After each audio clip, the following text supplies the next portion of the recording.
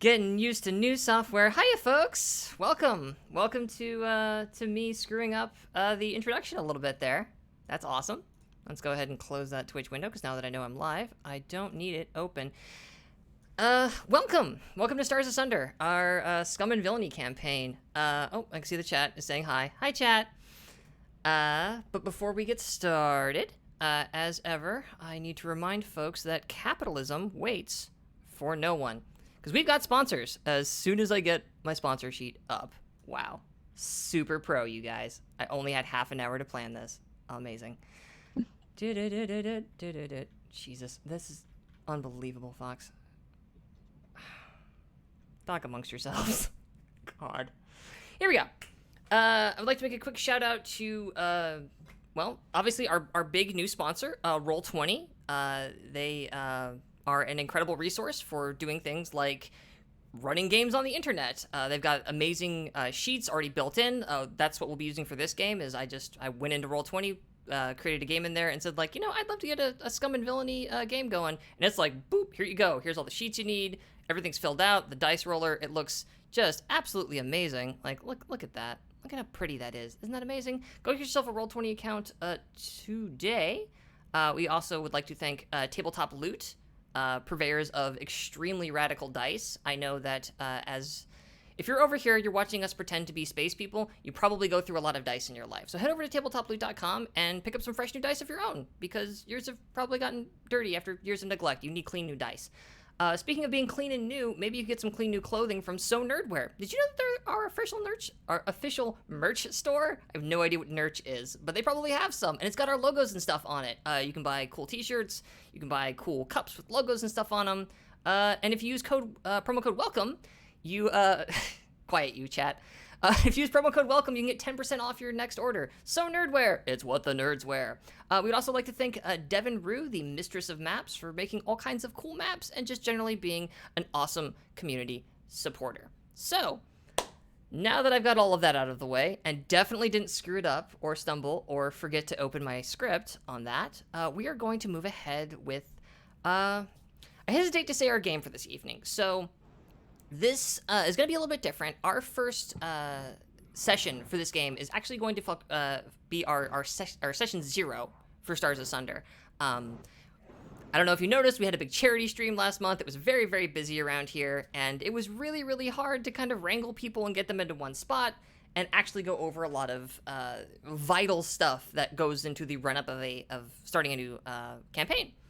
So, we're going to be doing that here for your benefit, and also for our benefit, to be completely honest with you, because this is work that needs done, and we thought, hey, how often do you get to see things like people going over safety tools and talking about how stuff is structured? So it's not quite going to be super exciting space bastardy stuff just yet, and if that means that you need to go I'm going to come back for the next episode of Stars Asunder, join us at a regularly scheduled time next week, and we will be kicking off and flying off into space proper style. But for today, we're going to be going over all kinds of cool stuff. So, I have an agenda for us. Let's talk about some of that stuff. But first, I would very much like to go around and just do a quick introduction of all of the players who are going to be playing Scum and Villainy with me, which I'm going to go get that book real quick because there's a piece of information I need out of it. But Michi, who are the folks? Tell the folks who you are, rather. Who are the folks? Jesus, I'm very nervous. Tell the folks who you are, and just with the name of your character, like who you playing and what's their playbook. Hi, I'm Michi. You can find me on Twitter at Michisaurus, which is where I spend a lot of time, too much time. And I will be playing Praxis Zan using the Mystic playbook. Awesome. Hey, Capjack, could you do the same thing for me? I sure can. Hey everybody, I am Capjack, or at Captain J Cross on the Twitters, and I will be playing in this season Iris Fitzsimmons, or as they go by, Fix, and they're the Scoundrel playbook. Good. Oh, that's my phone. You be quiet. Silence, fool. Mariam, who are you? What are you doing? Hi, I am Mariam, and you can find me at media_junkie on Twitter, and I do way too many things, but for this game, I will be playing Ayurveda Chikitsa Rasa Shastra, or so that people can actually call me without, losing 10 seconds of their life, Somras, the Excellent. Stitch playbook. Oh, right, yes. Sweet deal. And Michelle, Hi, as well. I'm Michelle Ely. You can find me on Twitter at Michelle Ely and in the Welcome to the Party Discord, which is a fabulous place. I'm playing Dylan Wardlow, but if you want to live, you call her Thorn. So that's what she prefers to be called. She prefers to be called Thorn, and she's the pilot. That's why I put it on the overlay, because I don't want to die. I, by the way, am Fox Barrett at Fox_Barrett on Twitter. I will be, as it says right here, the GM for this game. So I don't have a character. I have to be the whole universe. It's awesome. And the universe we're going to be in is that we're going to be playing a little game called Scum Villainy by, I hope I pronounced these correctly, Stras Asimovic and John LeBoeuf Little. It is an extremely cool game. It's the system it's based on is it's a Forged in the Dark game. So if you're familiar with Blades in the Dark, it's kind of a similar thing. If you're not familiar with that, if you're familiar with any of the Powered by the Apocalypse game, it kind of shares some lineage there. We're going to be rolling dice and having partial successes and being really sad about it. So, in space. So to start with any good session 0, I always like to start with safety stuff. I know it's not always the most exciting, it's not always very interesting, but it is important things that you do need to go over. So, I want to kind of talk about safety tools and lines and veils with people. Just to begin with, I will say up front, like, I certainly have my lines and my veils, that to kind of just get us started with. Is there anybody here who's not familiar with that concept first, just to start with? I think we all... Cool deal. Way into that. For the folks at home that may not be familiar with this particular safety tool, I am blanking off the top of my head where it came from originally, but it's something that's kind of escaped into the wider tabletop space. And the idea is that lines are things that you just absolutely do not want in the game under any circumstances, and veils are things that like are kind of on the edge where you're okay with them, but like let's not talk about them in any particular detail. Which is why, like, for myself, I'm got a big document here, so I'm gonna make notes. I'm just going to say straight up, like, one of my lines is, you will never see sexual violence in one of my games. Never, ever. No. Similarly, I don't really do slurs, not like real life slurs. If we come up with some fun space slurs, that's one thing, but, nah, I get enough of those thrown at me, thanks. I'm not gonna bring that up in my games. As far as veils go for myself, that is where consensual sexual acts tend to go. I'm okay with them being in the game. Human beings have sex. This is a thing that happens. It certainly happens out here in the Taro sector. But I'm not going to get into details. We're just going to fade to black whenever that kind of thing comes up. So, yeah. So those are my lines and veils. I figure we'll just go around again. I can continue to ringmaster this wonderful, delightful circus a little bit. Michi, do you have anything you would like to add to either of those lists that you have as a line or as a veil, or just want us to be aware of? Because you gotta stay safe when you play role-playing games, when you're slinging dice. Also, if you need me to come back to you, I can do that as well. I might have something as conversation continues, but as of right now, I'm cool with those lines and veils. Okay. Yes. Oh, I should actually back up one thing to say, with regards to my table. Don't be shy about coming in and saying stuff during a conversation. If you want to interrupt me with something, just be like, hey, I need to talk to you about something. You're always, just to my players, you're always welcome to put stuff into the Zoom chat. I try to keep an eye on that while we play. But also, like, I want to foster communication. Talking is okay. That is super good. If I am describing a scene and you have like a cool idea for it, like, you're welcome to jump in and add details. If I need to come up with something, like, if you fail a roll and I'm sitting there going like, okay, so what bad thing happens to you, and you have a suggestion there, I might not go with what you suggest, but do feel open and free to suggest things.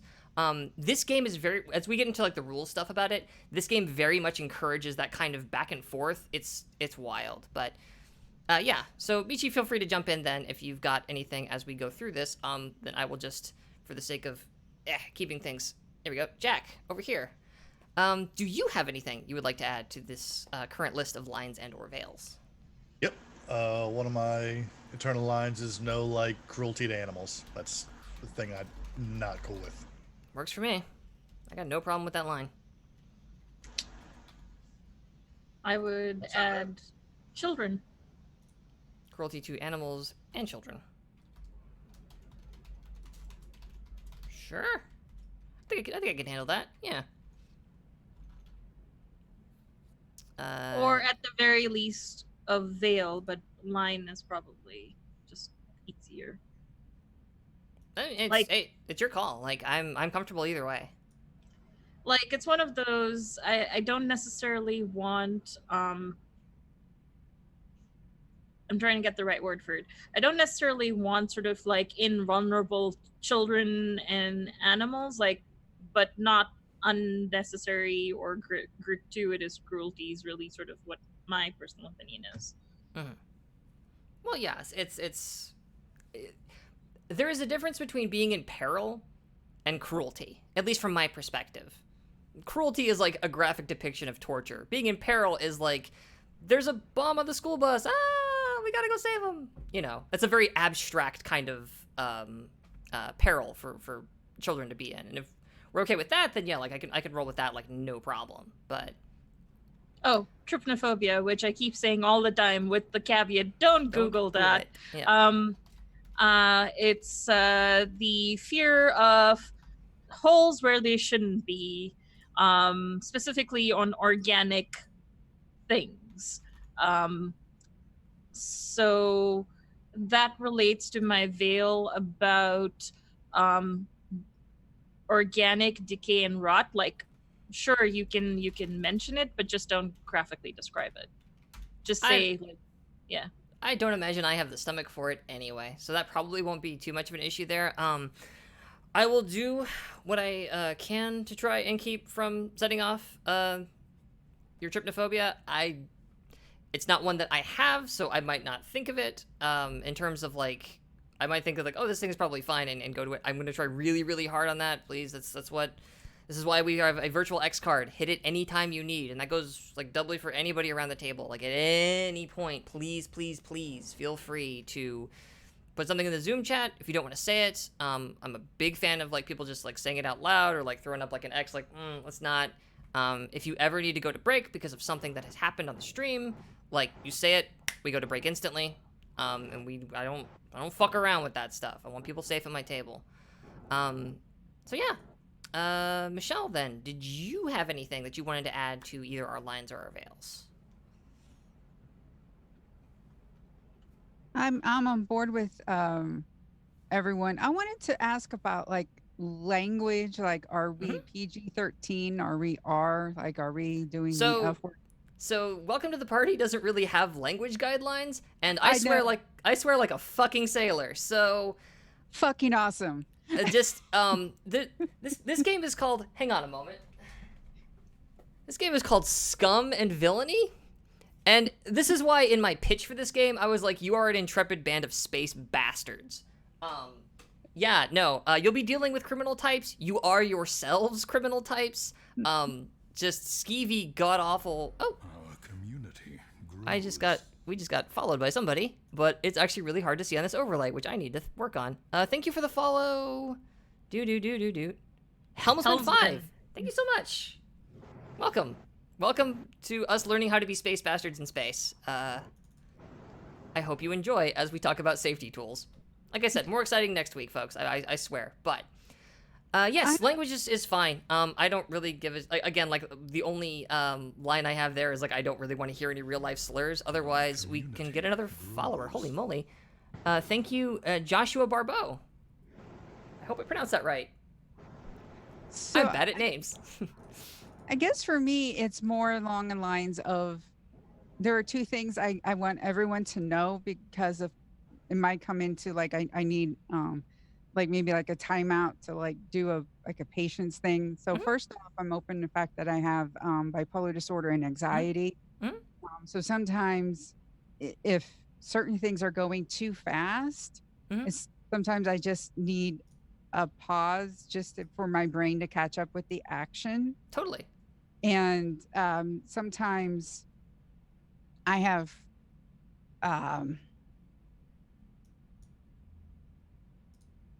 like a language thing. Is really difficult to describe how sometimes I interpret things a really sort of odd. I don't know how to explain it at all. Okay.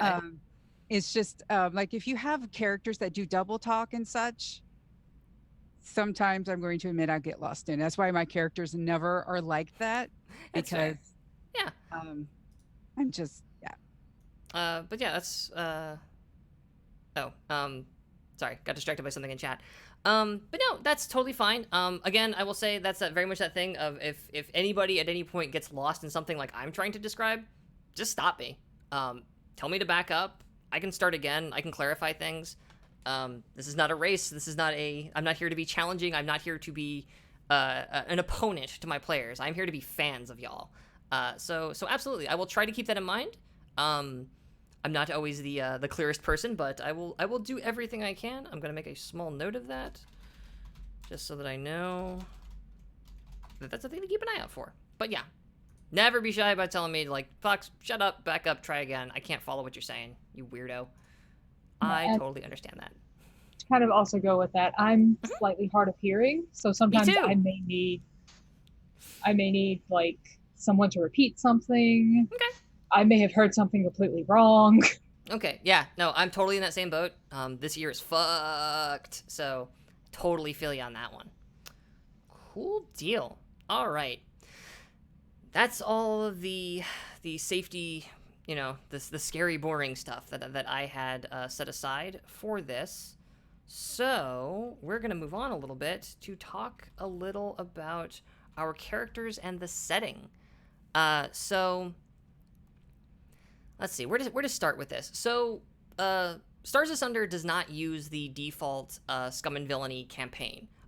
Honestly, I find it a little too generic and really kind of boring. So I pitched that shit right into the garbage can, and that's what I've been writing on for the last month, is trying to get that thing into some kind of working order. And the kind of nutshell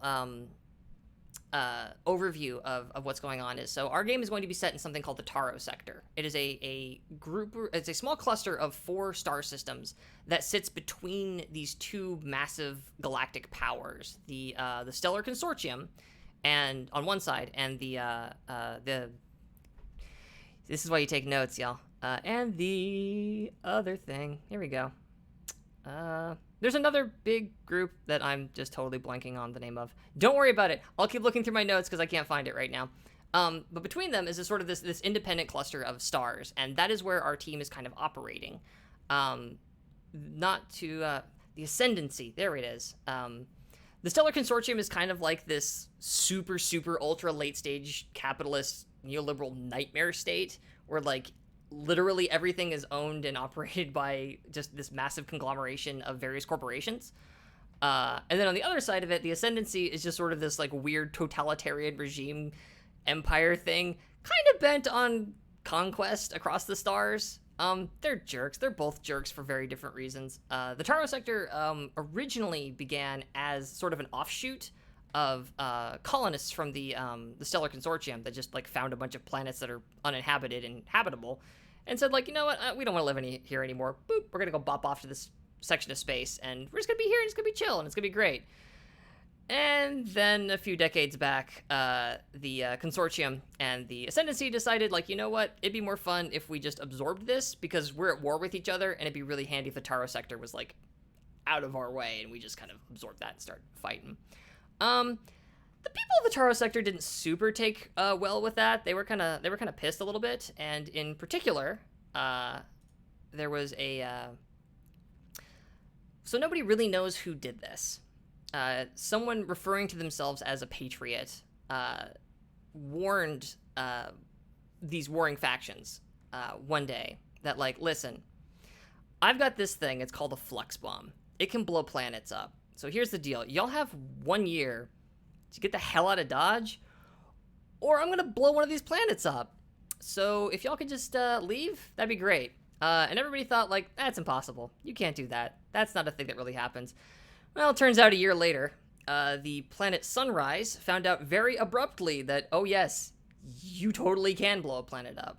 And that, unfortunately, is how the planet Sunrise became the planet Sunder, as this mysterious patriot blew the planet in half. A lot of the criminal activity in the Taro sector kind of orbits around this shell now of what used to be the planet Sunrise. It kind of like blew in half, and the planet's core like blew out into space, and it's awful. The atmosphere burned off. It was terrible, terrible, terrible tragedy. But a bunch of enterprising criminals moved in and kind of built out this hole of a planet into a massive, think like a pirate cove almost, like a Tortuga kind of situation, except in space and huge. It's this massive city, like there's these two chunks of the planet, and then between it is this just massive cobbled together city made out of like bits of starships that have just like docked with it and then got built over, and like it's like this Tower of Babel kind of massive structure between these two planetoids. As a result of that, fearing further repercussions, those two massive galactic powers did largely divest themselves of the Taro sector, and it has recently regained some degree of autonomy. But that autonomy really only sits on the continued threat that, like, somebody's going to do this again. And it's been about 20 years since the planet Sunrise was pseudo-obliterated. And things are starting to kind of pick up again with this Cold War between the Ascendancy and the Stellar Consortium. And that is, whoop, we have another follower. Thank you so much. I cannot read that on my screen at all. Maharishi66. The Maharishi66. Thank you so much for following. We appreciate it. We appreciate you. Thank you for listening to me blather about this setting I made. So then that's kind of where y'all come in. I sent y'all kind of a primer on all this crap a while back, and a list of all of the factions that I put together in the game, because there's a whole bunch of criminal organizations and corporate organizations and just weirdos in space. So what I would like to know is who the hell all your characters are. And we can go the reverse direction now, this time around. Starting with Michelle, like, I would love to know what Thorn's deal is. What do they look like? How do they identify? Like, what's their orientation? Like, any of that stuff that you'd love to share. Well,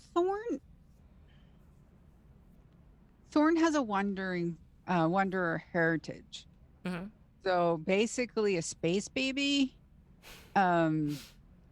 Really, the ship's been a home, and then you go to planet. And which cult her family became a part of is something that need to figure out, I guess, as we go along. Yeah, for sure. But she has escaped from a cult, and she has gone from having to have her look be in a certain way to, like, she didn't know what hair color would look good on her. So part of it is blue and part of it is like pink and part of it's like purple, because she's trying to figure out what looks right. And and it's like her clothes are like, when she's not in her regular just like pilot spacesuit, gear or whatever, when it's like downtime or whatever, she's not really too sure what goes together. So she is someone who would wear striped pants and polka dotted shirt with a flower jacket. Okay. And she, it's almost like she knows how to pilot because she was able to learn while she was in the cult, and she was able eventually to basically not drink the Kool-Aid, but pretend to drink the Kool-Aid until a point where she could, finally escape. So that's how, she is a good pilot. But that's what she knows. But it's almost like she's like a baby when it comes to like the real world. It's almost like she's a baby and everything's Disneyland. That's fantastic. How old is she? At least roughly. So she would probably mid-20s. Okay. Yeah. Awesome. She's not quite young, but she's not quite, so I would say mid-20s. Yeah, no, for sure. Okay. And yeah, like working out whatever cult she came from is definitely something we can like work out and play or between sessions or whatever. Like that's not something that needs to be decided on here necessarily. But yes, there are many wonderful space weirdos for you to certainly attach your character to. And if we need to make somebody new up, hey, I'll make a new faction. I don't care. It's fun. Yeah. Okay. So then, Samras, tell us about yourself. Who are you? What do you look like? Yeah. So, I, I tell everybody that I was raised on the farm, which everybody thinks, I'm some rural nobody from like some agricultural thing. But what I really mean, because I don't outwardly lie, I'm just very good at, manipulating the truth a little. I'm actually raised from a family like the privileged in Evercare Pharmaceuticals. Oh, okay. Um, So you're a but corp kid.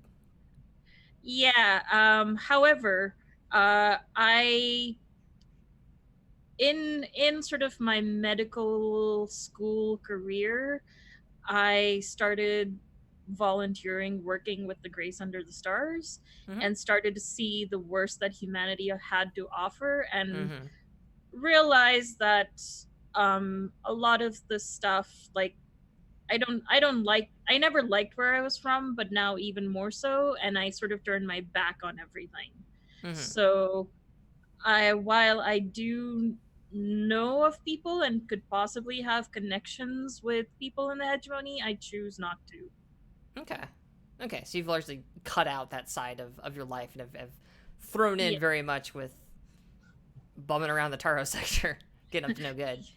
Yeah, like if you look at me, just like in general, I'm incredibly grungy. I have tattoos all over my face and body. I have a hand rolled joint, which I've been using as a cauterizer quite often.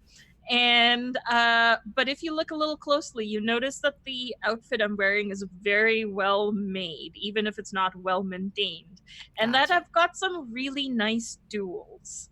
Okay. Sweet deal. Yeah. And the two connections I have so far is Ganja, who is my drug dealer and purveyor of fine goods, because my vices are pleasure and luxury. Even though I've eschewed the community, I still like some of the nicer things in life. And my rival is someone I just named Jerry, but it can be anything else. I tried to pick some generic name. Your rival can be named Jerry. I have no problem with Jerry being your rival. Like, there are definitely still people in the future named Jerry, and they probably are just awful people. So, yeah, who is a doctor and was my sort of bitch eating crackers in the community. Who I always had this one upmanship with, but is still very much a huge deal in Evercare Pharmaceuticals. Whereas I'm basically now the black sheep, and they're the golden child in like my family circles. Okay. Cool deal. And you are our Stitch, right? You're gonna be. Yes, I am a Stitch. So I'm a doctor with my fine bedside manner. I was about to say, so did you actually go to medical school then? I did, and technically, it's one of those. I'm not quite sure how that would work, and that's something definitely you can say how that would work. I technically did finish school, and I was going to graduate, but I basically gave the middle finger, and that's why I didn't get my formal degree. But technically, I am a doctor. Okay, so Like, I know all the know-how, I just didn't get my degree. okay, so yeah, it's the way the Stellar Consortium works. It's probably more that you were in some kind of like medical training program coming up through like some awful corporate hospital hierarchy, and just got through all of the actual training part of it, but then didn't get like the accreditation or otherwise like the piece of paper that says like stamp this person is officially okay to practice medicine, and if you sue them, then yada yada yada, all that kind of stuff. So, But I still took the piece of paper with me, regardless of whether it was stamped or not. Well, sure. I mean, yes, it was not a literal piece of paper. I was working a metaphor there, but that's okay. And also all my I probably know a lot more about medicine than those in the Evercare pharmaceutical will know, because I did a lot of my post giving the finger with Grace Under the Stars, who taught me Right. a lot of You have field a lot medical of things. you have a lot of practical experience, yeah, Yeah. which is definitely important when you're like patching up criminal scumbags. Speaking of criminal scumbags, hey Fix, who and or what are you? Tell me about yourself. What do you look like? Who are you? Well, hey everybody. So Iris Fitzsimmons was a spacer kid. Grew up around the stars and on ships all the time, and from a real young age was part of the Strazen Syndicate, which is like a mafia operation, one might call it. They handle all sorts of things, protection, and you know, taking out kneecaps occasionally, or kneecap what's the word I'm looking for here? The things that aliens got that aren't kneecaps, but makes them go ow real bad when they get hurt. Yeah, grew up in there and really made a great name for himself, and eventually rising up to the rank of conciliary with them. So, things were going good, even with their penchant to be a bit of a gambler, take some risks that maybe not always should, but usually it worked out enough that the boss didn't so much mind, so long as balance came above board. But then decided, you know what? Well, they made a decision, and now they ain't wearing those colors no more. They're an ex-conciliary, and bit of a problem with that is they didn't quite get permission to leave. Oops. So that might cause a couple problems every so often, but it's all right for now. Mm-hmm. Okay. As far as how they look, bald. They always have that crooked smile. If they're smiling, they're lying, and man, they just never stop smiling. Beard is long and braided. They wear some sunglasses, and they have a real fancy coat that's got the outline of a Strazen Syndicate patch on it, but it ain't there no more. Yeah, that's something we should definitely work out, is like what the identifying mark is for that particular criminal syndicate. Because certainly, I'm always a big fan of like gangs of people are easily identifiable by something I can just very quickly describe, like the Red Brotherhood, for example. It's like, because I think in like cartoon G.I. Joe terms, like, oh yeah, they've all got like, they all wear these dull red like coats or vests or some kind of outerwear that's like this dusty sort of red.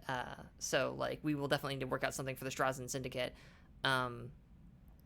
because I have not had that come up in my other game where I run this. So I have to think on that a little bit. So here's a fun thing, though. I think you may know more about crime families than I do, because what was that word you used? It was conciliary? Conciliary, yeah. Yeah. Can you actually explain to me real quick what that is? So I don't basically, know. what a conciliary is, have you ever seen The Godfather? Well, gotta put me on the spot with this one. Why you gotta blow me up like that? I have never seen all of The Godfather. I've seen parts of it. Fair. Did you see the part? Well, basically, so a conciliary is like the trusted ear of the Don. Okay. So they keep all the secrets Got of the it. family. People you don't want to lose control over. Okay, awesome. You burned a tier 4 faction right out of the gate. That's good. This is good for you. That definitely precludes then my follow-up question to all of this, which is going to be like, why are you desperate? And it's like, well, okay, we fucking know for Fix. That's for dang sure. Anything else you'd like us to know about Fix? What's the fun of showing all the cards up front? Excellent. Hey, Praxis. Who and what are you? So Praxis tends to be very mysterious. She works with the flux, so it kind of comes with the territory of the mystic woo-woo bullshit. Oh yeah, I should explain what the flux is, but you continue. Mystic woo-woo bullshit. We'll go with that for now. So, she doesn't talk about her past very much.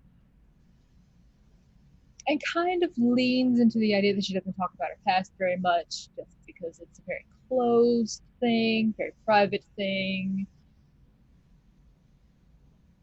And she'll tell people she was raised in a cult, because she's got all these magic, mystic powers. But A lot of that going around. yeah, a lot of the cults and also other things. How much do I want? Okay. So You don't have to put everything out now. Like, I'm just looking for surface level reads on like what your characters are. Yeah. So she tends to speak in a lot of faux mystical proverb things going on. Okay, I look forward to that. Yeah, it's gonna be fun. Like, she spouts a lot of bullshit. It's fine. But it sounds smart and enlightened. Okay. As for her look, she tends to wear like just very plain robes.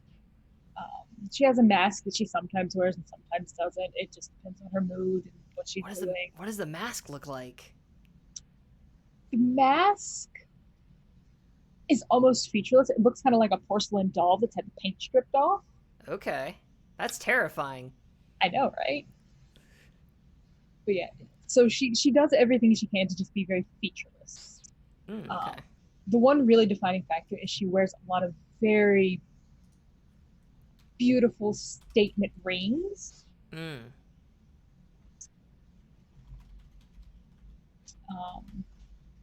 That's probably going to get her in trouble at some point. It's fine.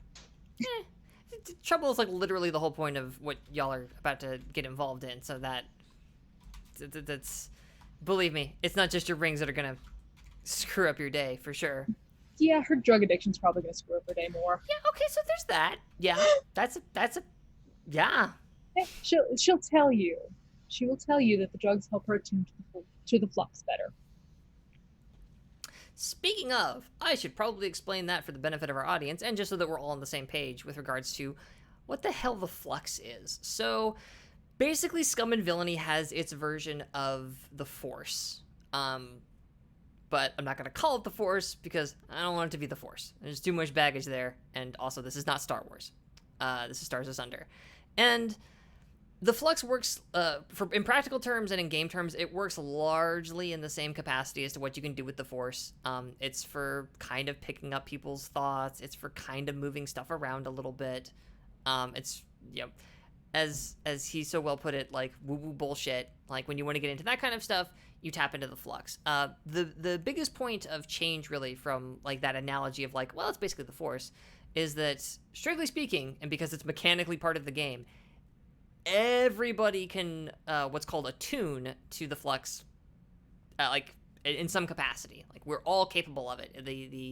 In the same way that the Force is like penetrating and surrounding us at all times, so is the flux. The flux is a quantifiable. I see you, Jack. Don't think I can't see you. I see you. You laugh all you want. I'm gonna say the word penetrate. It's gonna happen. It's Jesus Christ. We can't be off the rails. I haven't finished laying them yet. But yeah, it's an observable phenomenon that people can, God damn it, that people can like create repeat effects from. Indeed, interstellar space travel is largely made possible because of people's attunement to the flux. For ships to go faster than light, they have to drop into subspace, but subspace is a mess. If you try to just like navigate standard style through, like you try to use your Mark 1 eyeball to navigate through subspace, you're going to get caught up in some kind of like terrible gravity eddy that like the currents in that, the subspace currents are just impossible to navigate otherwise. But if you've got a navigator who is attuned, they can kind of use their understanding and connection to the flux to navigate the ship through subspace. And that's how we get faster than light travel. In system, you're just puttering around sublight, but if you want to go from one star to the next, you gotta go faster than light. And that's what navigators are for. But also there's just people that are like, yeah, you know, I use my attunement to the flux to literally push people around with my mind because, of course, there's criminals that do this, as well as more respectable types. So, but that's the long and short of it. There's more. We don't need to get into like the larger cosmology of how I set it up. Unlike the Force, also, there is no moral guide point for the flux. The flux is. People then attach meaning to that, but that's going to vary from person to person. And also their understanding of it's going to vary pretty wildly. Some people very much look at this as like a mystical force. Other people look at it as like a kind of radiation, essentially. So a lot of interpretations as to what the hell the flux is. But it's not something we super understand, but we do know how to use it. So this is all very important because Praxis is, what's your playbook again? Mystic. Mystic, yes. And the Mystic's whole thing is that they can do cool stuff with attunement.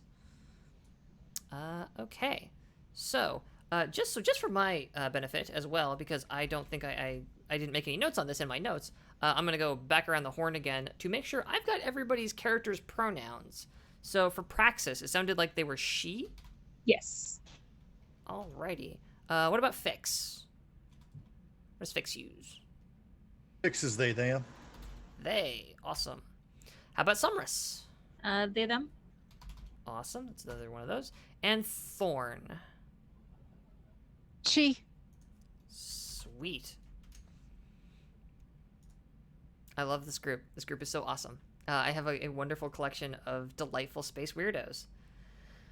Okay, so here. All us ladies and gentlemen. Basically, yes. And you killed Michi. Michi, come back. I need you. I need you as a player. I need at least 4. I can't do this with 3. All right. Answer.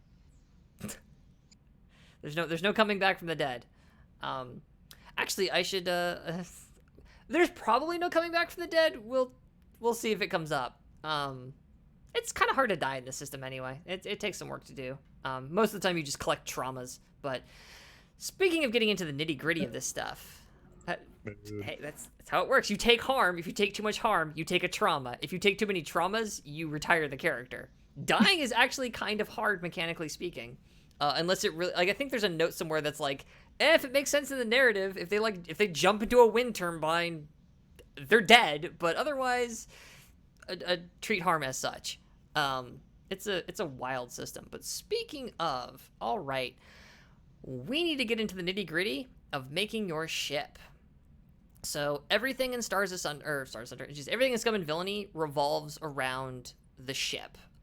Again, if anybody watching is familiar with Blades in the Dark, in that same way that in Blades in the Dark you have a gang, in Scum and Villainy you have the ship, and it works a little bit differently. So, I need to get the ship creation rules up in front of me. Here we go.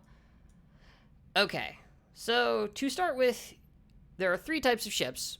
And I think amongst ourselves, we've already kind of narrowed it down to which of these 3 you want. But basically, the game comes with, like, hey, do you kind of want the Millennium Falcon and you fly around and, like, you steal stuff and do stuff?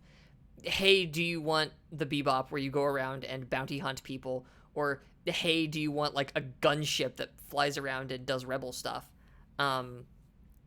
Actually, to back up one step, I will say, with regards to inspirations on this game, this is all very much, for me, inspired by and coming out of a lot of stuff like Firefly, to an extent Farscape, though it's not quite as fantastical as Farscape. Like we don't have aliens, we just have humans and synthetics. We don't have like Dargos running around. But that tone of Farscape was very much a big inspiration for me. Cowboy Bebop, of course, big inspiration there. This comic that I wrote once, don't worry about it. It was called Vagabond Starlight. A lot of that got ported over into this. And to some extent Star Wars in terms of like what the technology kind of is and the fact that like how the flux works and that kind of stuff. So that's kind of like where my inspirational... also weirdly, Babylon 5 and like a little bit of Verkos again. Because I can't help myself. Fun fact, that's where the Strazen Syndicate comes from because it's... J. Michael Straczynski wrote Babylon 5 and I love that show too much. What do you want from me? I'm allowed to sneak in little references that I'm a fangirl for. So that's where that came from. Anyway, so yeah, so that's kind of like where a lot of this percolates out of for me.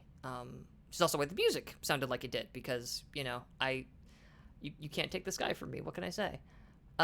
So you've got those three kinds of ships: the Star Dancer, the Cerberus, and the Fire Drake. And it sounded very much like we were going to go with the Star Dancer for this, which is, as the book describes it, smugglers and blockade runners looking to do odd jobs, small thefts, and find lost items. So yeah, that's the base. Find, take, Liberate. yes. It belongs in a museum. And by museum, I mean... No, Which the is in our museum's ship. the name of that pawn shop we go to. It's actually really good. That's our fence. I The want museum. to have the fence's name the museum now, thank you. Yeah. More than welcome to. One of the things you will be doing is creating a ship contact, but you're also welcome in your own contacts, because everybody has like a positive and a negative contact. Like, you're more than welcome to say one of your contacts is a fence named the museum. I won't stop you from making these sorts of jokes. I live for that shit. So that's the kind of ship we're starting with. The second thing you do after you choose your ship is you have to decide on a reputation. So the book comes with a handful of reputations you can pick from, but it just to sort of like to get you started, but you can also generate your own. So they say, for example, choose one of the following: ambitious, brutal, daring, honorable, professional, savvy, strange, and subtle. And your reputation is basically just when people think of your crew, this is the first word that pops to mind. And this is one of those things where I believe, I try to remember if it's an XP trigger, but it's also kind of like just a guideline thing for how the world interacts with you and deals with you. So, Does it matter if we don't give a damn about our bad reputations, though? get out. Just get out. Don't come back. Back. Get out. Out. Thank you. Now, does anybody have anything useful to bring to the table? Well, we couldn't have a game with just 3 players. Yeah, I was wrong, turns out. We're better off.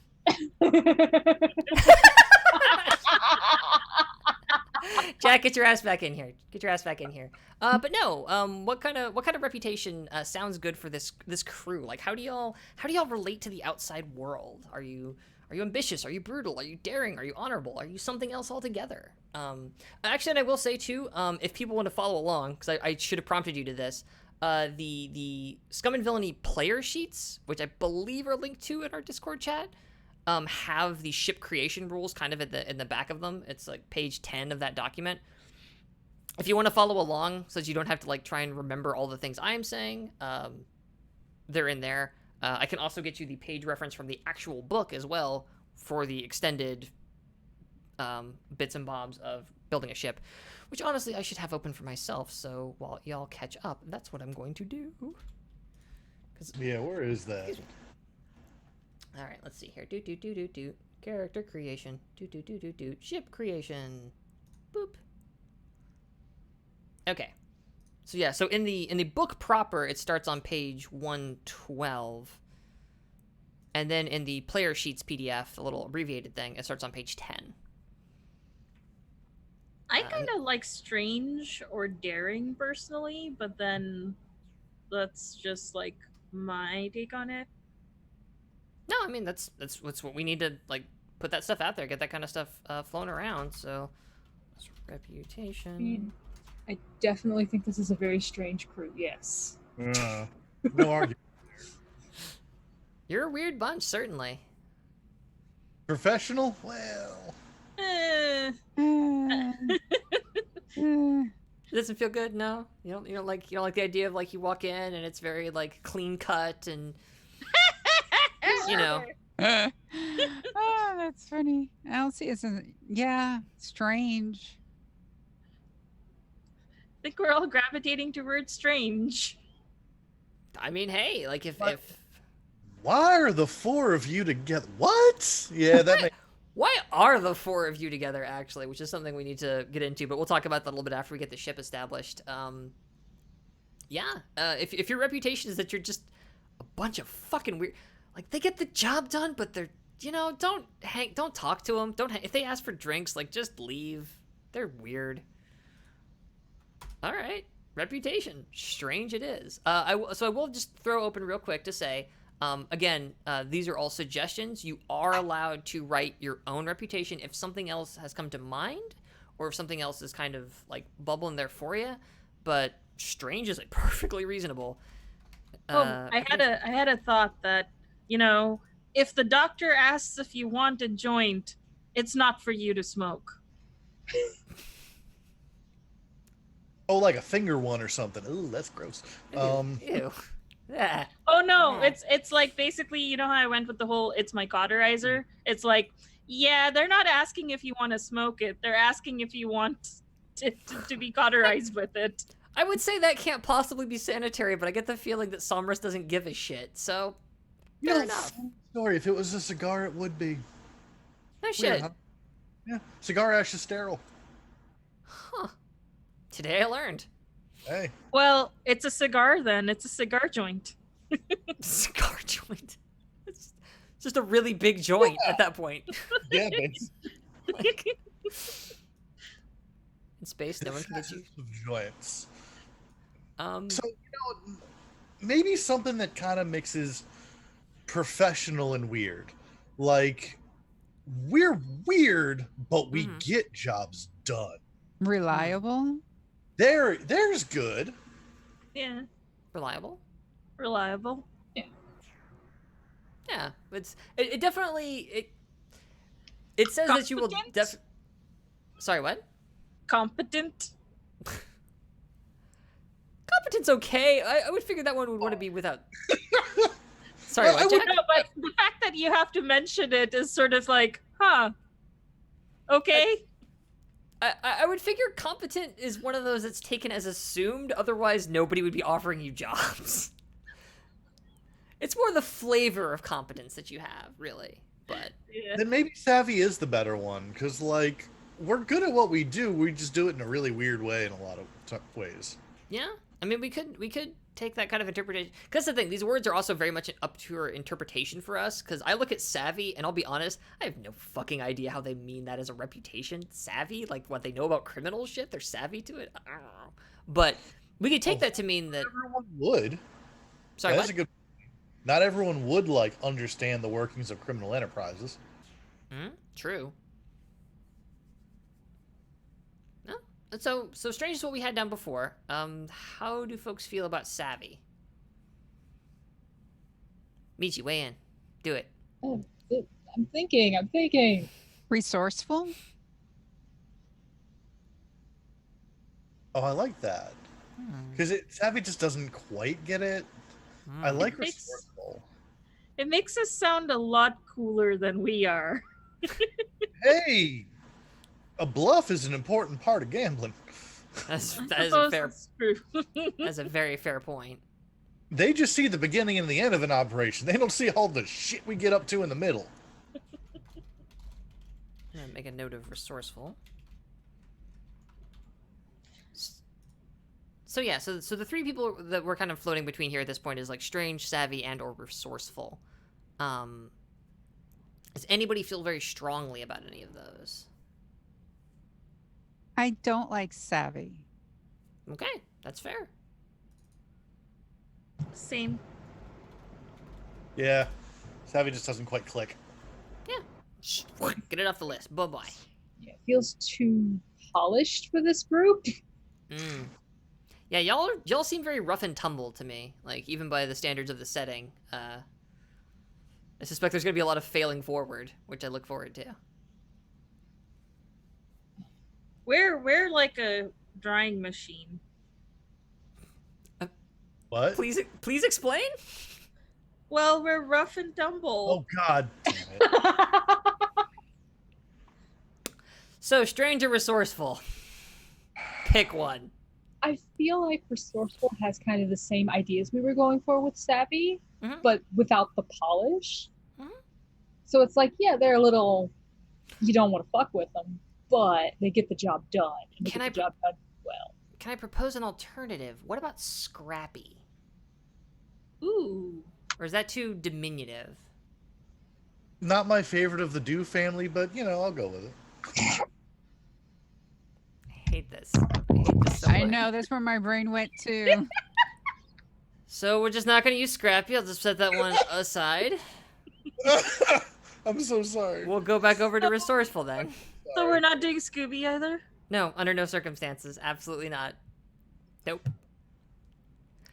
It was Folks at so home, awesome. this is why you do session zeros. to get this stuff nailed down, so you realize just how much of a shit well you've gone down. Okay, gonna be one of those games. Great. There's no space kombucha if there ain't no Scooby. Thanks. Deep cut right. Yeah, that one. Whew. Congratulations, you confused the GM. All right, so yeah, so I'm gonna go ahead and pen in Resourceful then on the sheet here. So people come to you because somehow you always seem to be able to find a way to manage stuff way beyond your pay grade. You always have some trick, something that gets you past, gets you through, gets things into your hands. That's how people view you. It's like, y'all are resourceful. Okay. Cool I like deal. Cool deal. That is your reputation. Okay. Now we get into even more nitty and very, very gritty. Customizing your ship. So, your ship begins with 2 cred in its hold and a few pre-selected systems. So I'm going to go ahead and mark on your cred. Boop. I'm going to mark 2 cred on the ship. Here we go. You get to choose 2 additional ship systems to improve. And that is between the engines, the hull, the comms, and the weapons. Now, instead of upgrading one of those, you can instead improve your crew quality, but that will cost you your starting 2 cred. So what the hell does all that mean? Basically, your ship has, in much the same way a character has stats of like, hey, this is my ability to run and jump real good. Your ship also has stats in terms of like the hull represents like how sturdy the ship is and how sturdy the ship is. It's the hull. You know what a ship's hull is. The engine, how fast you go, how maneuverable are you, that kind of stuff. Comms, how good are you at talking to other people in space? And your weapons. What's your shooty bang bang look like? Looking at your sheet here, because you went with a start answer, by default, you have a hull of 2. Out of, all of these, I think, go to 4? Actually, comms might go to 6. Oh, no, comms does not go to 6. Comms goes to 3. Weapons only goes to 2. Okay, they all go to different numbers. Good to know. Sorry, let me start again. Your hull is at 2 of a potential 4. Your engines are at 1 of a potential 4. Your comms and your weapons are both at 0. So, you can choose 2 of those to upgrade, or you can increase your crew quality, which should not be at 3. What the heck? I don't know why that's like that. That's weird. Your crew quality represents just sort of the general, I hate to say it this way, it represents the quality of your crew. But what that means is a little bit more abstract in terms of like, a higher crew quality means that the gear you have aboard your ship is of a better quality. It's like, if you have a crew quality of 0, then like the tools you have available to yourself for like the spacesuits you've got on there, they're kind of crummy. They work, but like, you know, they're not like armor plated or anything. If you stay out too long, it's likely that one of the gaskets on it'll blow, that kind of stuff. Or, you know, the space shotgun that you keep under the counter in the kitchen when you need to pull that out and like shoot at a space cop or whatever. Like, it's not a great shotgun. It'll probably jam from time to time, that kind of stuff. Whereas having a higher crew quality means that like, if you're trying to sneak into a party, like you guys have got like really nice clothes and you've got, you know, super good jewelry that you can kind of use to pretend to be this upper echelon of society. Or it means that like the spy tools you're bringing with are like state of the art. So that's kind of what crew quality represents. It's very nebulous in that regard. So, Can we all agree that we definitely aren't upgrading that? Yeah. It is certainly more expensive. But yeah, so then in that case, yes, you need to improve 2 of your other systems, either your hull, your engines, your comms, or your weapons. Does anybody have any thoughts with regards to the ship in terms of what they would like to boost up a little bit? I definitely think comms would be at least one of our choices Yeah. because that's how we need to keep in touch with the signal as well as our contacts and jobs and everything. I feel like that's sort of all there. I will just That say makes real me quick. think transponder is an option, and yeah. I will just say real quick with regards to Signal. By the way, audience, there's a character named Signal. Don't worry about that. Signal will always be able to contact you wherever you are, in whatever circumstance you're in. Other stuff, absolutely affected by your comms rating. But if Signal is a big part of why you're leaning towards comm, don't sweat that. Narratively, oh, don't you worry, the signal gets through. Also, to a certain extent, didn't they just get us a swanky ship here? Oh, it's not swanky, but it's a ship. Oh, I was being somewhat overestimating when I said swanky. Or hell, maybe it is swanky because we do once we get to the end of this, we are going to actually be describing and naming the ship. So hell, maybe it is a little bit swanky, but it was free, and that was the important part. It's swanky for me. For sure. Yes, ships are very expensive, and this is not a cheap one. So yeah, so you're thinking comms. What else? You got other points can go around certainly. Strictly speaking, I don't think you have to spread them to other. Sorry, what? I kind of feel like engine should be the other one. Like going fast matters. Yes, I'm the pilot, and I didn't want to be like, give me my engines, but yes, No, please. jump in with that stuff, I want please. I would like to, because to maneuver a little bit better, Mhm. to punch it. Yeah. So a question: Mhm. when we're talking about upgrades, are auxiliary training, ship gear, and crew gear part of said upgrades, or are they a separate thing altogether? So that's a different thing. The first thing you do is upgrade the ship's systems, which are just engines, weapons, comms, etc. Okay. And then I think do they call them upgrades? Each ship starts with upgrades. Yeah, actual upgrades in terms of like the rules are things like your jump drive, your smuggling compartments, blaster cannons, that kind of stuff that you can add to the ship. Auxiliary modules, that kind of stuff. Yeah. So those are upgrades which are separate from ship system improvements. One of the things I don't super like about the system is sometimes that can get a little bit confusing, but I don't know. Because I would like a medical bay. That's just personally me. Let's see, that is considered okay. It's auxiliary, so good. That's not actually based on anything. So we will come back to that when we start assigning upgrades rather than assigning these upgrades. Which, again, I hate their language here, but so yeah, so it was sounding like you guys wanted to put your 2 points, one into comms and one into engines, which would give you a comms of 1 and an engines of 2. Anybody have any other? Go ahead. Is that cool? I like it. How do we deal with force? We just run away, I guess, is our ideal. Well, you've got no weapons, so you ain't shooting nobody. That's what I meant. Like that's just our MO now at this point.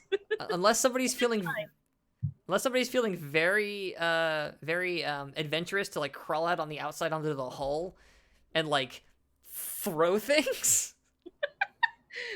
I feel like that's what we might do. I think that's probably why we got this reputation of resourceful, because people are like, they don't got any guns, but they still did that.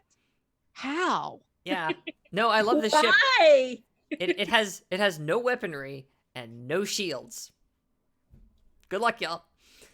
All right, so we're gonna put a 2nd point into engines and 1 point into comms. Awesome. There you go, super fast. Oh yeah. No, so that's the thing. That is engines 2 of 4. So having an engine rating of 2, your ship actually is really fast. It is on par with some of the faster ships out there. Obviously, there's 2 more ratings worth of speed above that, but generally speaking, you are outpacing people or at least matching their speed. You're a zoom ship.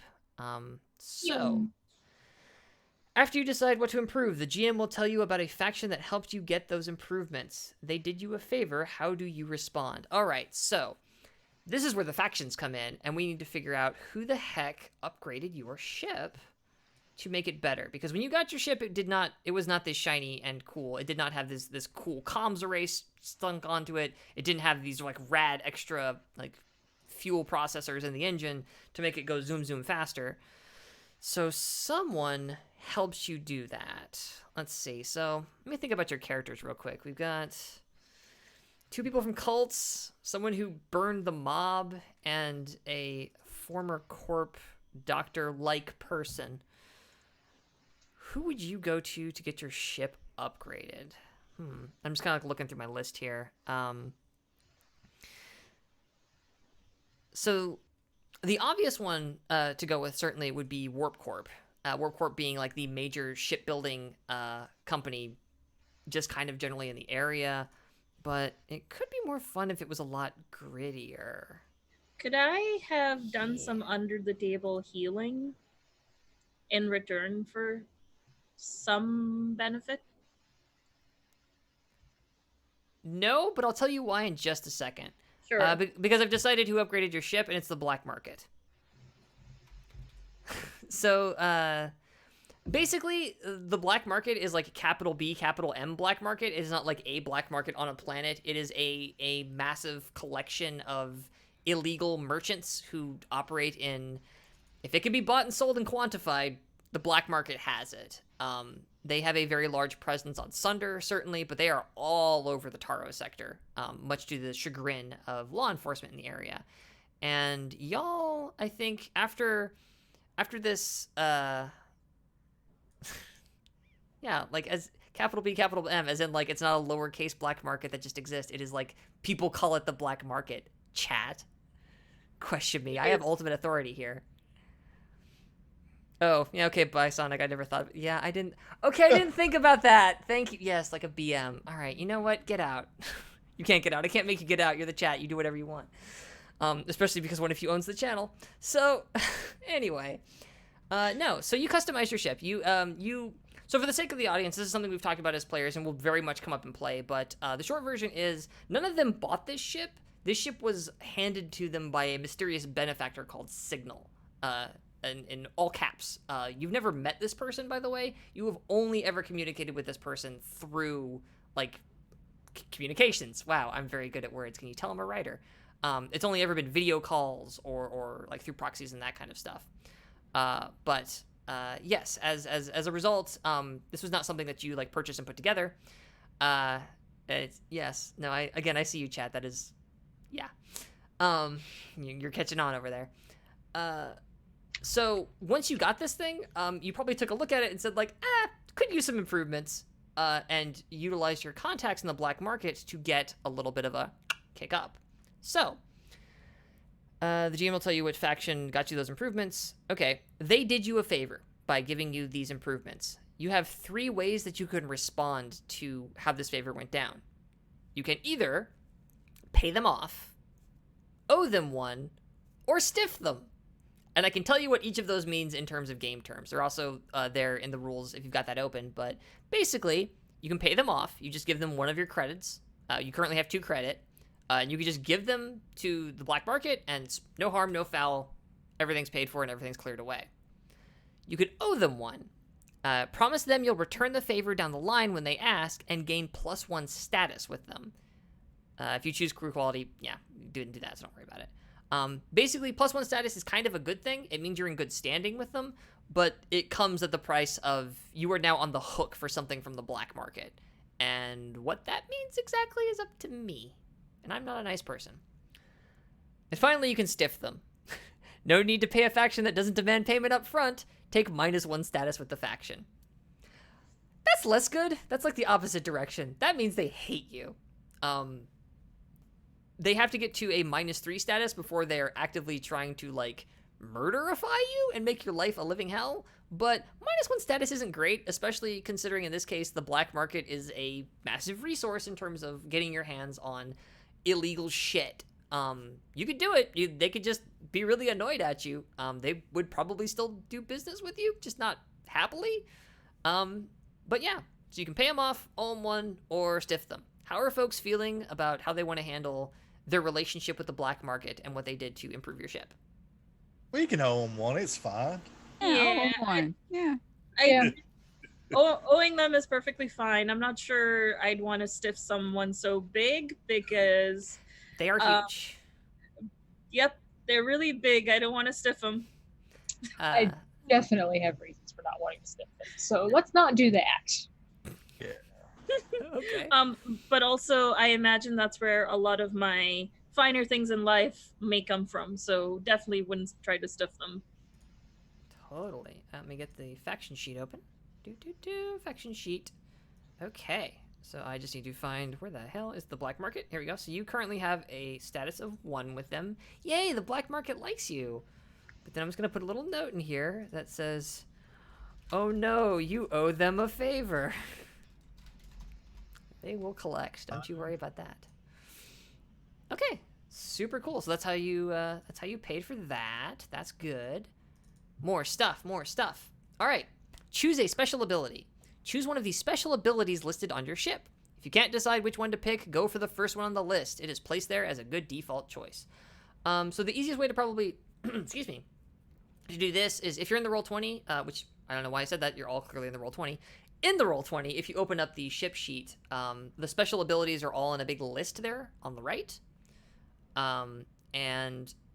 We can certainly go over those as needed, but basically you get to pick one of those for free from the jump as a cool thing your ship can do.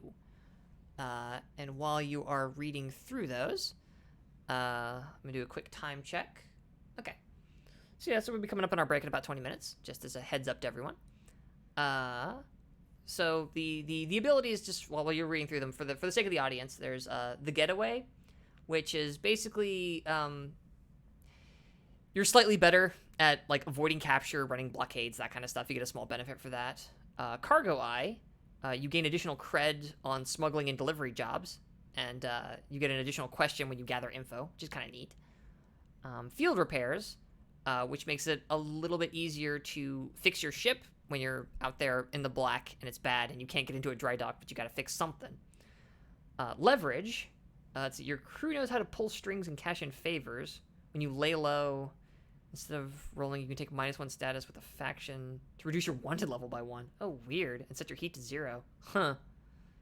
That is a double-edged sword, mechanically speaking. Yeah, but basically you can burn a faction to reduce your heat. Which heat and wanted levels are very much like, hey, if you've ever played a Grand Theft Auto game, it's the same kind of thing. As the cops don't like you, it's bad. Home cooking, which is just... This is why I love this game. Your whole crew gains home cooking as a vice. Right after a job that you may spend 1 cred and a downtime activity to cook for everyone, allowing the whole crew present to make a vice roll. If anyone overindulges, a fight erupts and everyone gains 1 stress after the vice roll. Requires a galley module.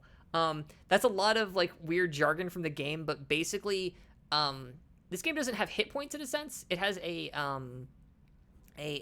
resource called stress that you expend to do things in the game, and you use your vice to remove stress from your character. And this kind of gives you a way to like have everybody get in on like 1 action as a vice roll rather than everybody having to indulge on their vices separately. Yeah, that's kind of wild. But it's all based around the idea that like, yeah, you cook a nice meal for people, but if you screw up the roll, everybody fights about the meal.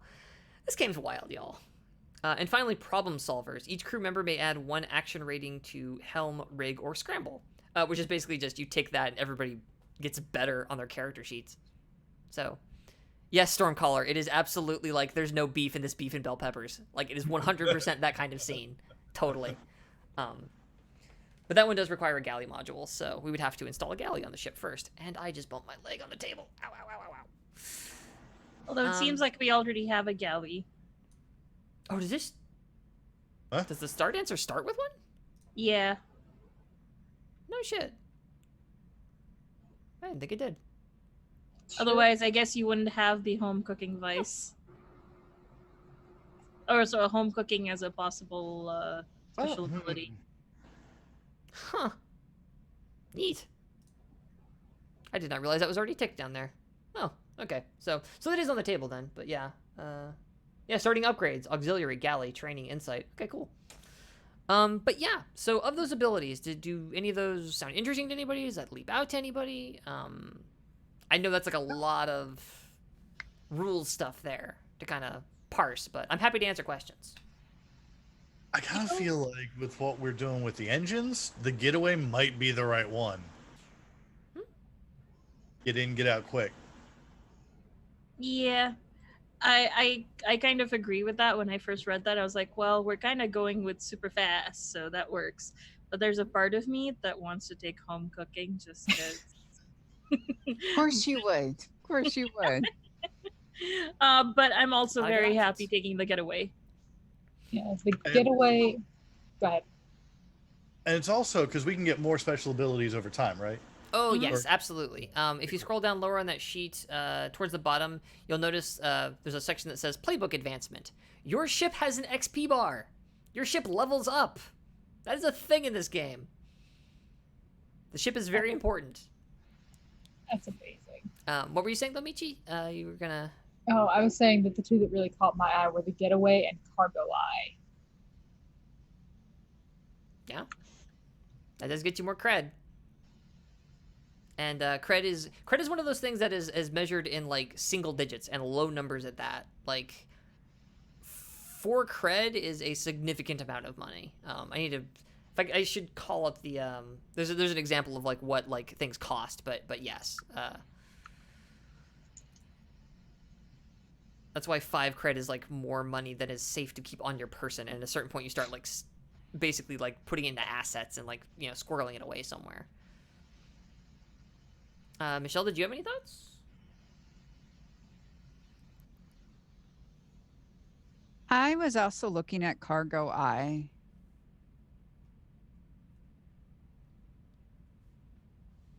More money is more money. It is a good one.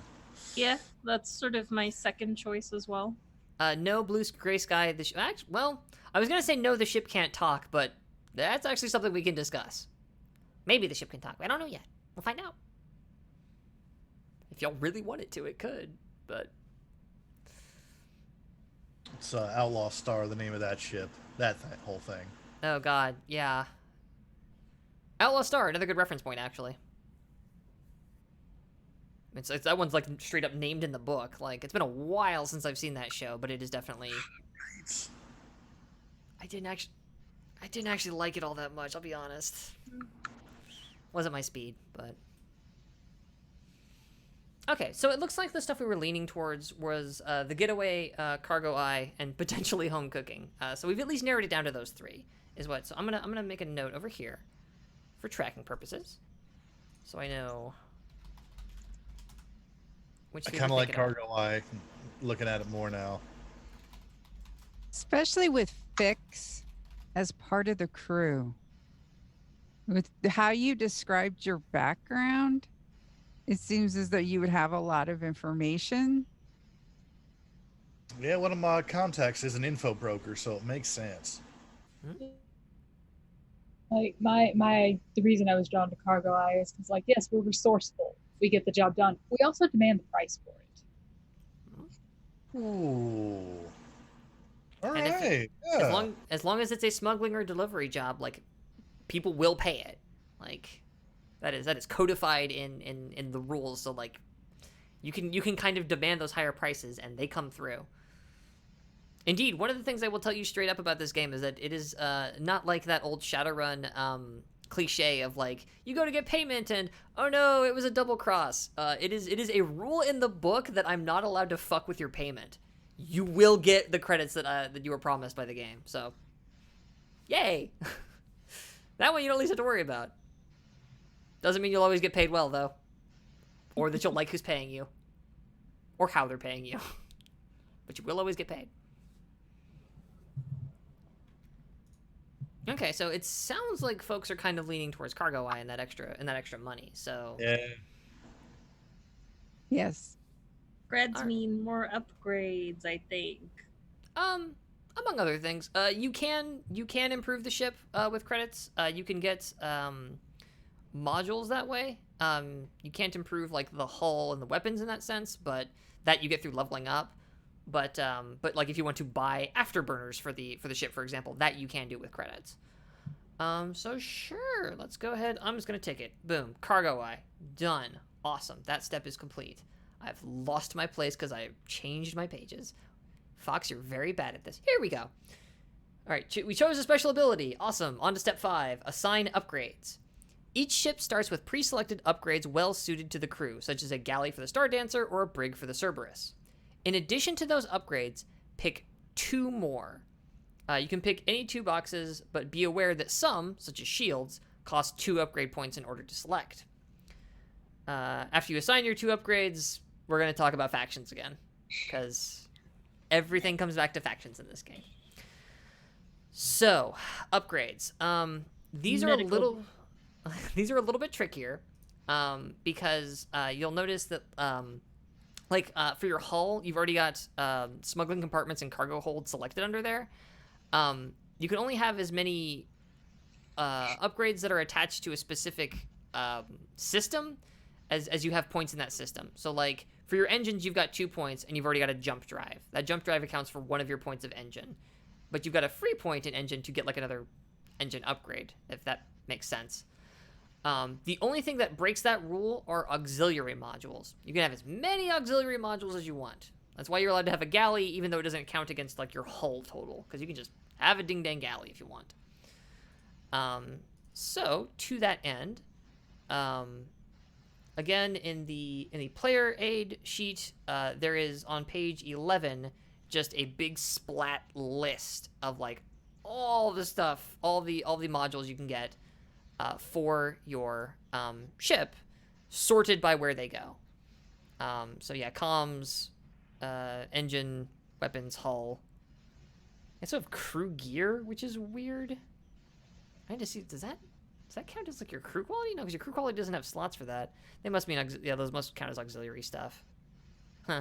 Yeah, they sorted that a little bit weird. But this is also all listed in some capacity on your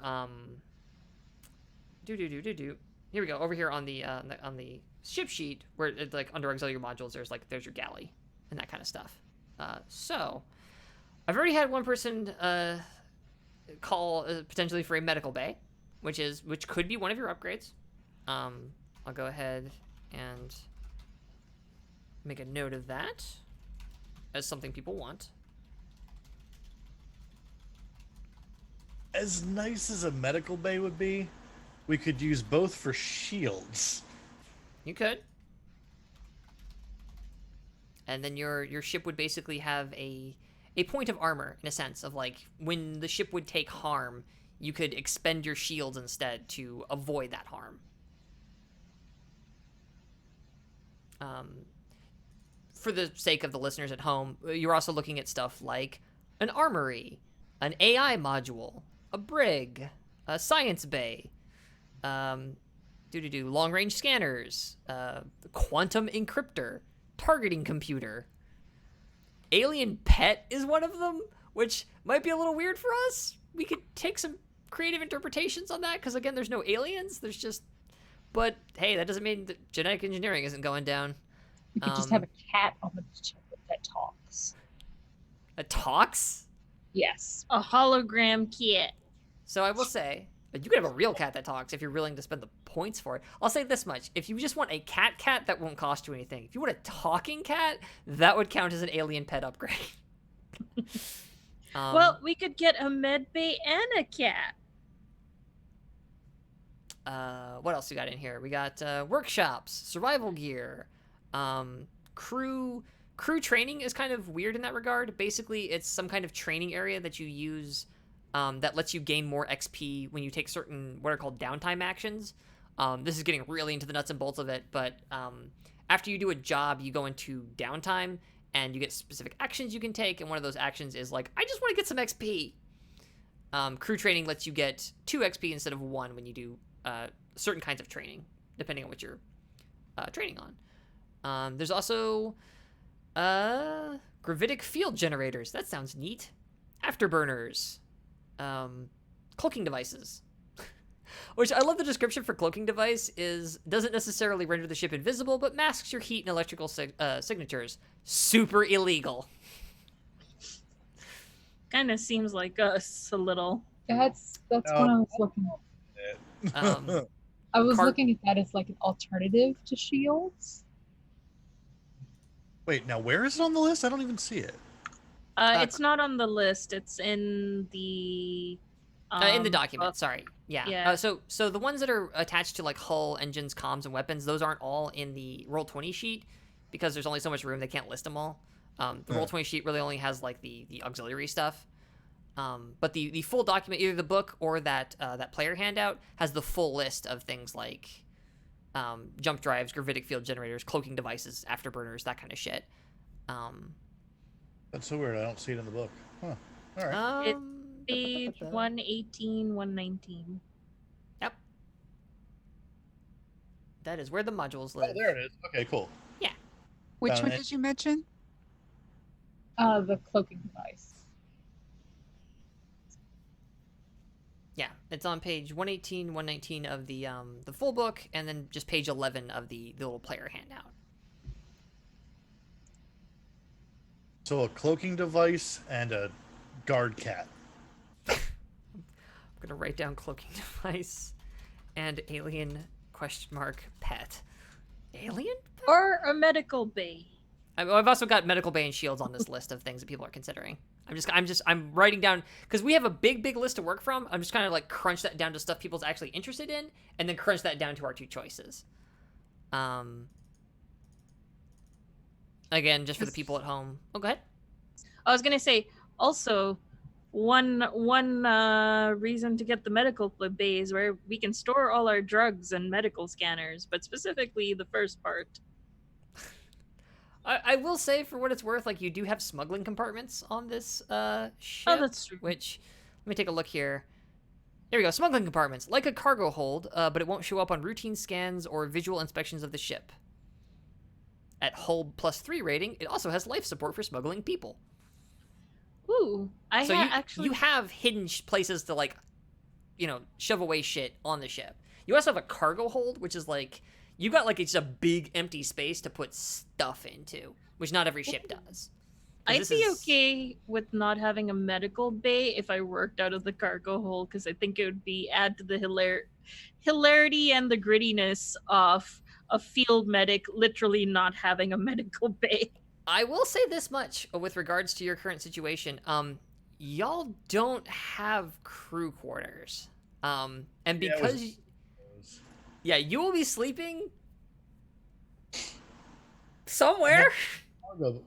Hammocks in the cargo hold. Yeah.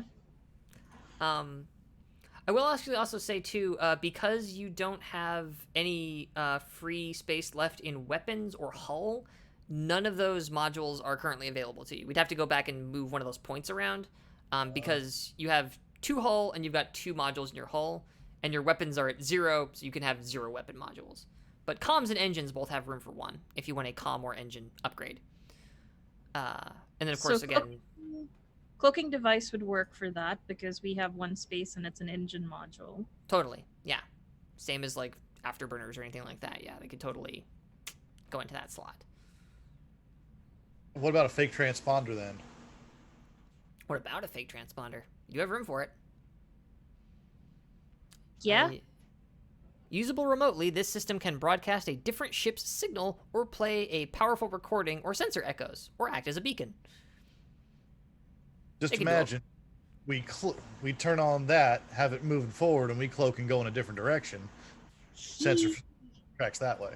You could totally make a sensor ghost between those two. That is Yeah, that's kind brilliant. It's so spacey. I love it. That's why he's fit. That's why they're fixed. Let's do the gambit maneuver. or the fix special. Let's fix this ship. Load the dice. There you go. Oh, So Stormcaller in the chat. I'm picturing a taped off area of the floor in the cargo hold with a post-it note on the wall that just says medbay. Yeah, that's pretty much it. Pretty Yeah. much. And there's like a crudely drawn like medical cross over there Yeah. and a It's just- smiley face. It's one of those Caduceus staffs, but it's just like missing one of the stakes. Like, It's like, why is there a snake on the wall? over here, there's like hammocks hung up. Yeah, makes sense. My bed sheets attached to the ceiling. It's fine. Oh, this ship is a mess. It's Humans such a aren't bed. for living in this thing. This is not for humans. Okay. So it sounded like people were kind of excited about that combination cloaking device and fake transponder, which we could totally make happen. Yeah. Yeah. Oh, and just one more thing to add. In like one little corner, there's like duct tape that is in like on the floor, which measures like a small little corner. That's like med bay space. And it's just like Regardless of whether anybody respects the line or not. there's just duct tape down in like a pile of like there's syringes and med kits and bandages just sort of lumped in the corner. Yep. All right, so it's about our break time. So I'm gonna go ahead and send us to break. We'll come back. We'll keep banging away on the ship. We're actually most of the way through making it, which is good. Thanks for tuning in and sticking with us, folks. We will be right back after these messages. Thanks so much for hanging out with us today. If you get a second during break, you should check out one of our amazing sponsors. We're now proudly sponsored by Roll20, the best virtual tabletop for all your role-playing needs. Over 4 million people use Roll20's virtual tabletop to power their favorite games. And with more modules than you can shake a stick at on their new revamped storefront, you'll definitely find something for your group to enjoy. Sign up today by clicking the link below or heading to roll20.net/start/WTTP. Tabletop Loot is an amazing place to get your dice bags, dice boxes, and more. And now you can get 15% off your purchase at tabletoploot.com by using the code WTTPDICE at checkout. Tabletop Loot. Your party starts here. While you're at it, check out our so awesome merch store, So Nerdware. So Nerdware is the place to find all your Welcome to the Party merch and other amazing stuff too. Head on over to sonerdware.com and use the code WELCOME at checkout to get 10% off your next purchase. So Nerdware. It's what the nerds wear. Devin Rue, the amazing mistress of maps, has kindly supported the channel since the beginning and provides graphics for many of our streams. Head on over to rueinc.com to check out some of the best fantasy cartography on the web. Our Patreon supports the creators and producers of the channel by providing Roll20 subscriptions, cost coverage for video hosting, and more. If you want to support the channel while getting podcasts a week early, gaming articles that are published on Patreon first, a shout out during our break, and more, head on over to patreon.com/welcomepartyrpg and throw us a buck or $5. And last, but certainly not least, help out the party. Subs and bits not only support the stream, but also every 500 bits or a Tier 1 sub gives a player or DM of your choice a reroll or system equivalent, and every 1000 bits or Tier 2 sub gives a player or DM of your choice a crit or system equivalent. Thanks again for hanging out with us today. The game will be back in just a few minutes. Let's all go to the lobby. Let's all go to the lobby. Let's all go to the lobby to get ourselves a treat. Delicious things to eat. The popcorn can't be beat. The sparkling drinks are just dandy. The chocolate bars and the candy. So let's all go to the lobby to get ourselves a treat. Let's all go to the lobby to get ourselves a treat.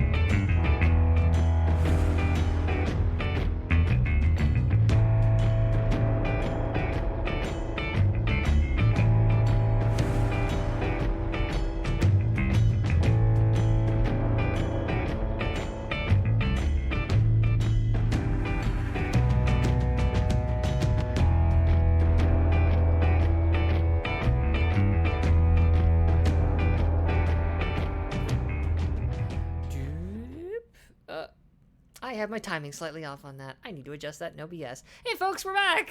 Hi. I hope you enjoyed that wonderful advertisement from our wonderful Thrak, followed by some wonderful music. So when we last left our heroes, we were building a ship, basically. But first, I was reminded. There's heroes. Oh shit, where? Do we have to eject them out the airlock? He's probably. Not necessarily. It might be your job to move them around. People are a thing you can smuggle. But speaking of smuggling people, I did actually want to cover one other thing, now that everybody's back from the break, that I forgot to mention at the top with regards to, like, safety tools and stuff and what have you. I operate, just so everyone here knows, with an open table policy. Like, if we're playing a game, I don't care if we're on stream, you need to go pee, just get up and go pee. If you need to go get some more water, just go get some more water. I want my players comfortable. I want them feeling good. I don't want anybody in any kind of gastrointestinal distress. Don't worry about it. We'll drive on without you. If we were like Acquisitions Inc. and we had a studio and there was like a whole crew, that'd be one thing. But we're 5 people in our rooms in our houses. Like, if you need to go pee, just go pee. It's just a friendly thing. So yeah, open table policy. Wanted that to be clear so that everyone knew. But back to building our ship. So where we were at was we were talking about upgrades, and it sounded like we had settled on. So you wanted the engine upgrade cloaking device. So I'm actually going to go ahead and just start writing this down. Cloaking device in the character sheet. And then the fake transponder for the comms. So I'm going to hit those two and then see if anybody has any thoughts, arguments, or otherwise wants to push in a different direction. But that sounded like that was the consensus, was those 2 pieces of equipment. Yeah. They just, together, they fit so well with the whole ship and the whole resourceful and all of that.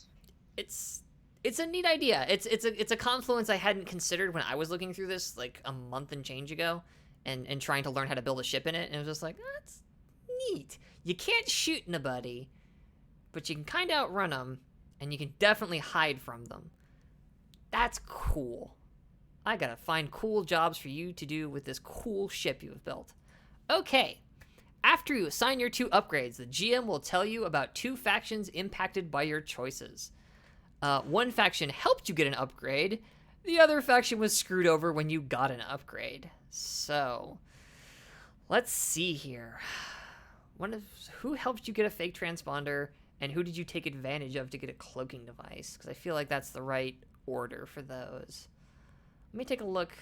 At my... Fox, did you close the faction list? Tell me you didn't do that. You didn't. You popped them out. You put them over here. Ha ha ha. All right. So you've already got something going on with the black market. Let's see what else we could be doing here. Who's a good group for you to have gotten a fake transponder from? And certainly I am open to, if anybody's looking at the faction list, I am certainly open to suggestions on this, but otherwise I'm going to kind of skim through this. Grace of the Stars for one of them. So they're a little weird. So for the folks at home, the Grace of the Stars is basically like an interstellar Doctors Without Borders kind of group. They move around. I'll just read from my notes. Humanitarian aid organization that operates in crisis zones, funded by various charity interests, highly respected and often left alone by other factions, though they wouldn't stand a chance at an actual fight. They're a little weird because, like, I don't know... What the hell are they doing with such illegal equipment in the first place, you know? And why on earth would they give it to you? I had a idea, which was, in one of my sort of, I guess, shifts, I healed someone who died from a ship, and maybe, you know, they're not using those things anymore, so I just took it. Or, you know, that was one idea. So it was somebody that you were working with them in your capacity as a healer, and just like, well, this person's not gonna make it. Let's kick their ass over to triage. That is a perfectly good cloaking device, though. So that's a little weird because that would also predate your time with the ship, though, because that was before you became part of the crew. I was thinking the fake transponder. Oh, right. Well, what I'm saying is, like, if this was in your capacity while you were working with them, it would have to be something you then, like, brought to the ship, which is a little weird, narratively speaking. Yeah. This is more meant as something like y'all got this ship and you started doing some stuff with it, and then you found an opportunity to continue to gear it up a little bit. So Okay, yeah, that makes more sense then. I didn't Yeah, quite and that's the understand thing. that. So yeah, What it about wasn't. the black dragons? Ooh, what about the black dragons? These pirates with no particular home system tend to lurk on space lanes, hitting rich targets, then fading away to sunder. I mean, I like the black dragons. Piss them off. I love it. I don't know if I'm going to piss them off or be their friend. So here's the Hell, thing. So here's the thing. Yeah. So one of these you have a positive on, and the other one you get a negative. So basically, here we go. I'll read more on the actual. One of the factions helped you get an upgrade. You're on good terms. They like you, and you get +1 status with them. At your option, spend 1 credit to repay their kindness and take +2 status with them. So the Black Dragons are a tier 1 group of space pirates. To give you folks at home an idea of how factions work in this game, all factions exist on a spectrum of tier 1 to tier 5. A tier 1 faction is either fairly powerful in an extremely small scope, like they're really big on a planet, but you go to another planet and like nobody's ever fucking heard of them, or they're prevalent everywhere, but extremely like weak, low, small little guys. So the Black Dragons, in their area of operation, tend to be very well known and dangerous, but like they only operate in one of the systems. I don't even remember which one. I need to check my notes. By contrast, a tier 5 group is like massive. They are omnipresent. They are everywhere. They have incredible resources. This game only has one tier 5 faction in it, just so people are aware. That would be the Rangers. The Rangers, law enforcement group with the authority to operate legally anywhere in the Taro sector. They are well armed, well equipped, and easily recognized by their trademark blue coats, and they are almost always attuned, which means most of them can use the flux. Yeah, you don't fuck with a ranger. It's like fucking with an agent in the Matrix. They're scary, but that's why they're tier 5. These guys are, the Black Dragons are tier 1, but the Black Dragons are also neat space pirate folk, and if y'all wanted to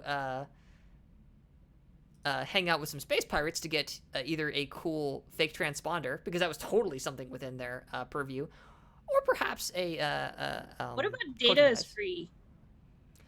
So Data is Free is a hacktivist collective. They're kind of, I like to think of them as like an even not worse version of Anonymous, but like just kind of a crummy, like they pick a thing that they care about this week, and then like they go all in. They're legitimately good hackers, but like they have the attention span of like a cat.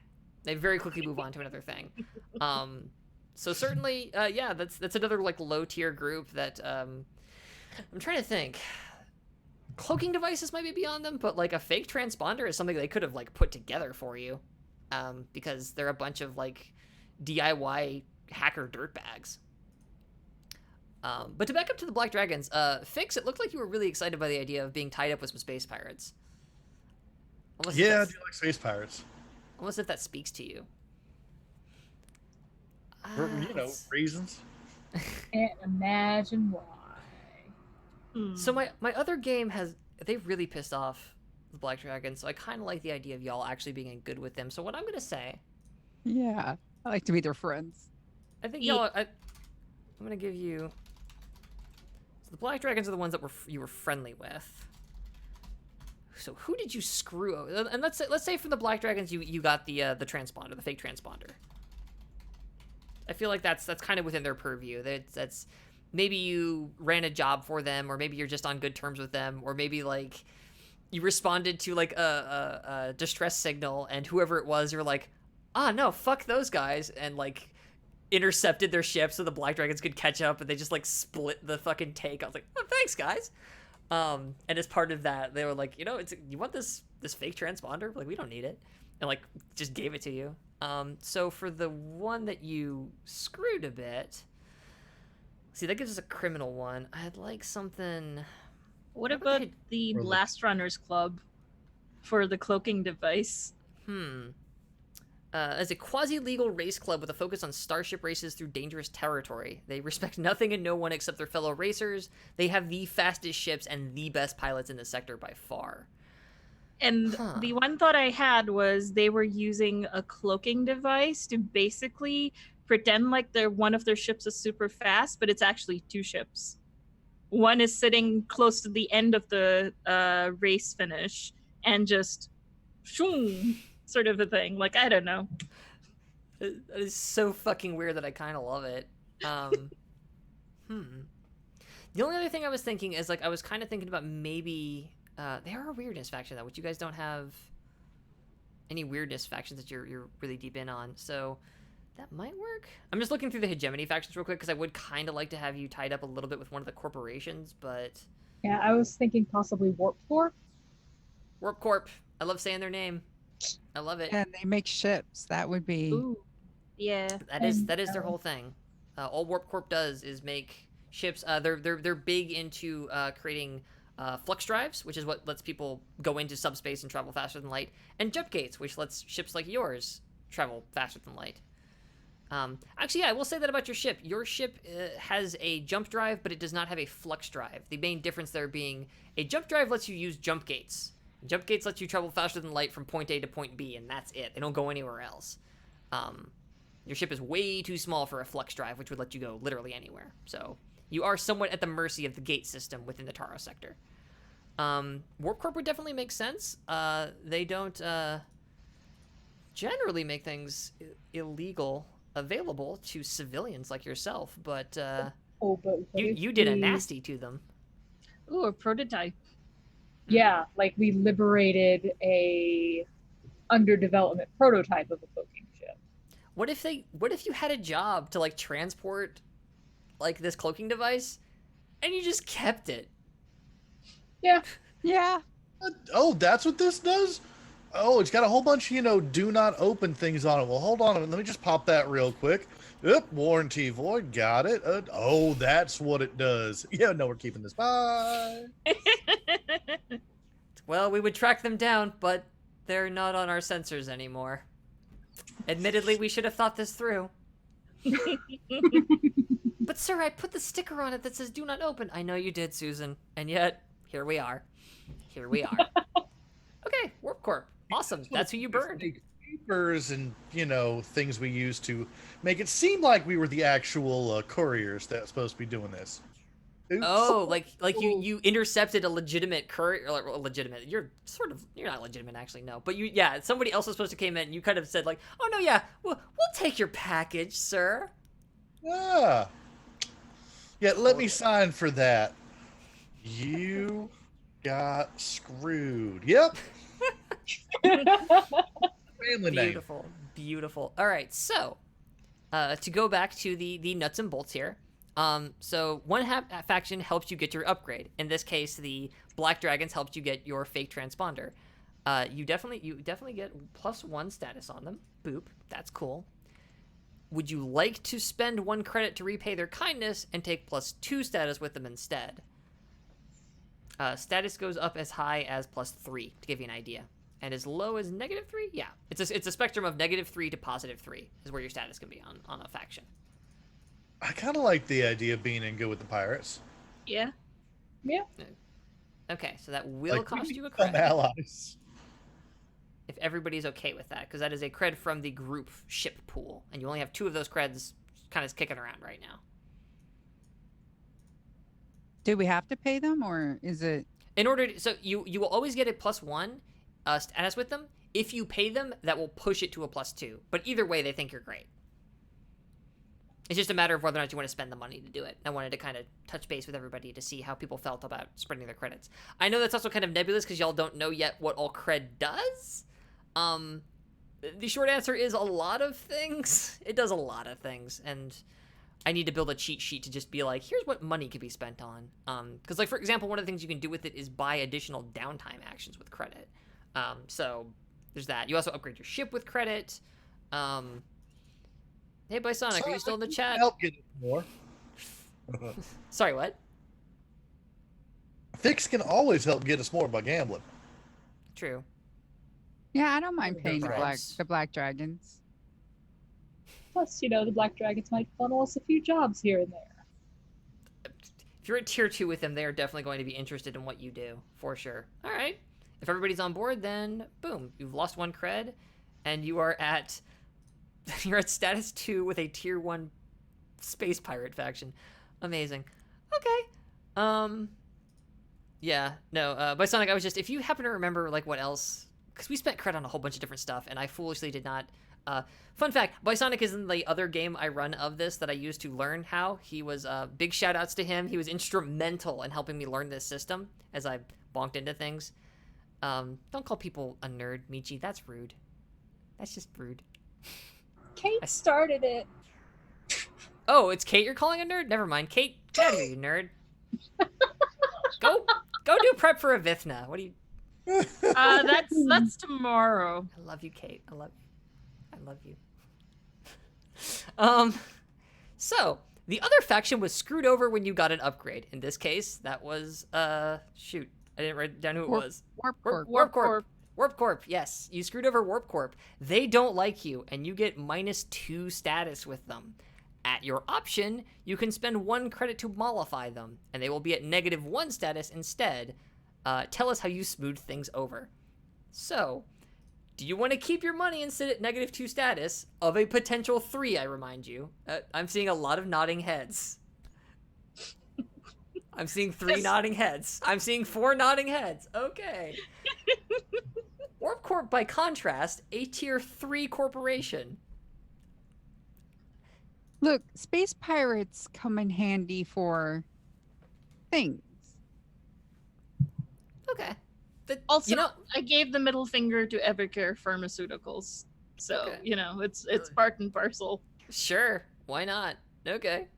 It's, yeah, as they say in the chat, it's a bold choice. It's a bold choice.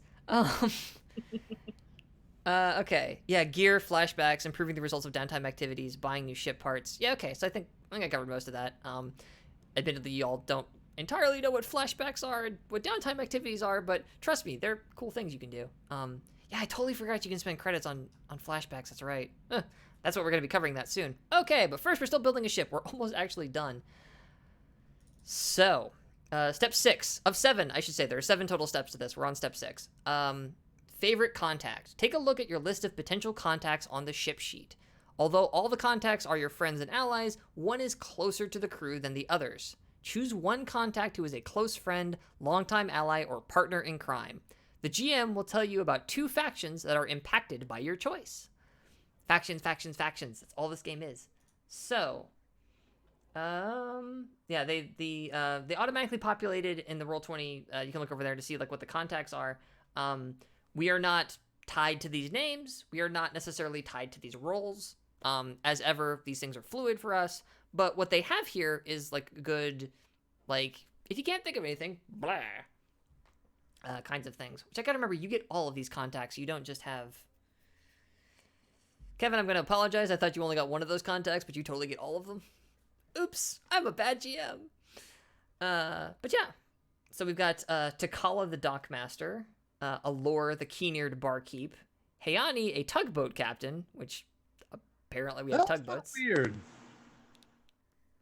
Raka a diplomat, and Chitani a reclusive info broker. Sorry, you were saying, Jack? The tugboat captain's kind of weird, right? That's really weird. One of those things is not like the other kind of deals. Yeah, in my brain, I sort of take that as like not a tugboat in the sense of like I help ships dock, but more some kind of space trucker maybe, like where they've got like a small ship that then like attaches, like there's like a big cable and then that then attaches to like a big chunk of ice or like a bunch of containers, and inertia just does the work of like my tiny ship is gonna like thrust and pull all of this stuff somewhere. I'm gonna take this across the galaxy rather than tugboat captain, because you're right, that's You rename them to space trucker. yeah. I mean, I'll just Hayani space trucker. Hell yeah. Actually, you know what? Long haul space trucker, specifically. Long haul space trucker. Other trucker.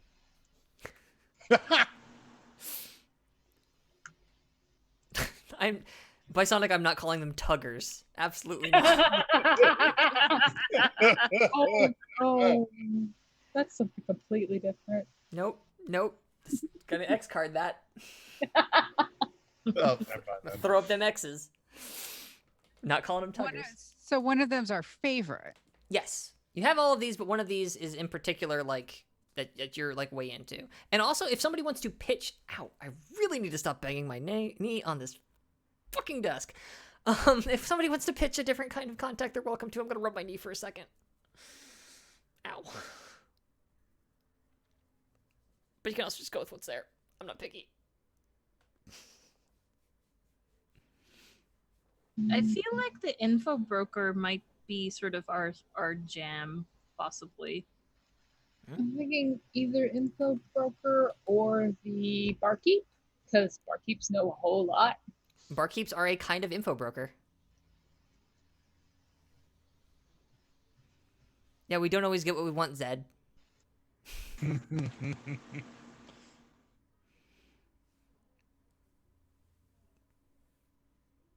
I mean, that info broker might have been how we intercepted that job to Warp Corp and how we got our drive.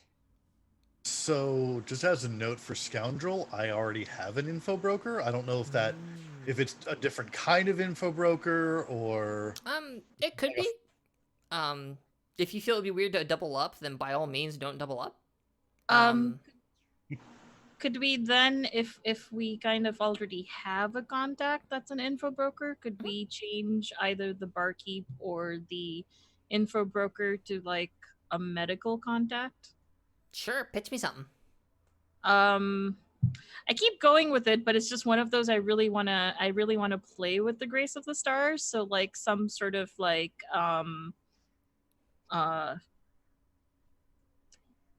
person. Okay. So this is we don't have a reclusive info broker. We have I a guess person. like a head or like the person like my mentor or something of that sort. Well, this is something that's more. I do want to stress that this is more like of a group thing rather than just like focused on any one of the characters.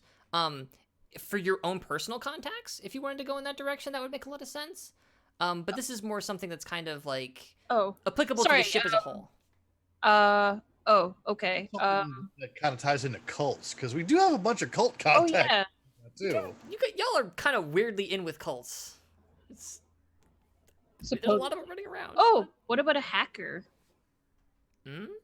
Like free the data people, free the data people, someone from there. I do like the idea of one of your contacts being an extranet hacker. That's kind of a cool idea. I dig that. Yeah. So I've swapped out that person's job from info broker to extranet hacker. Extranet being our version of the internet, because we're out in space, so it's the extranet. It's a series of space tubes. Nope. I mean, the internet is very extra, so. I like that joke better.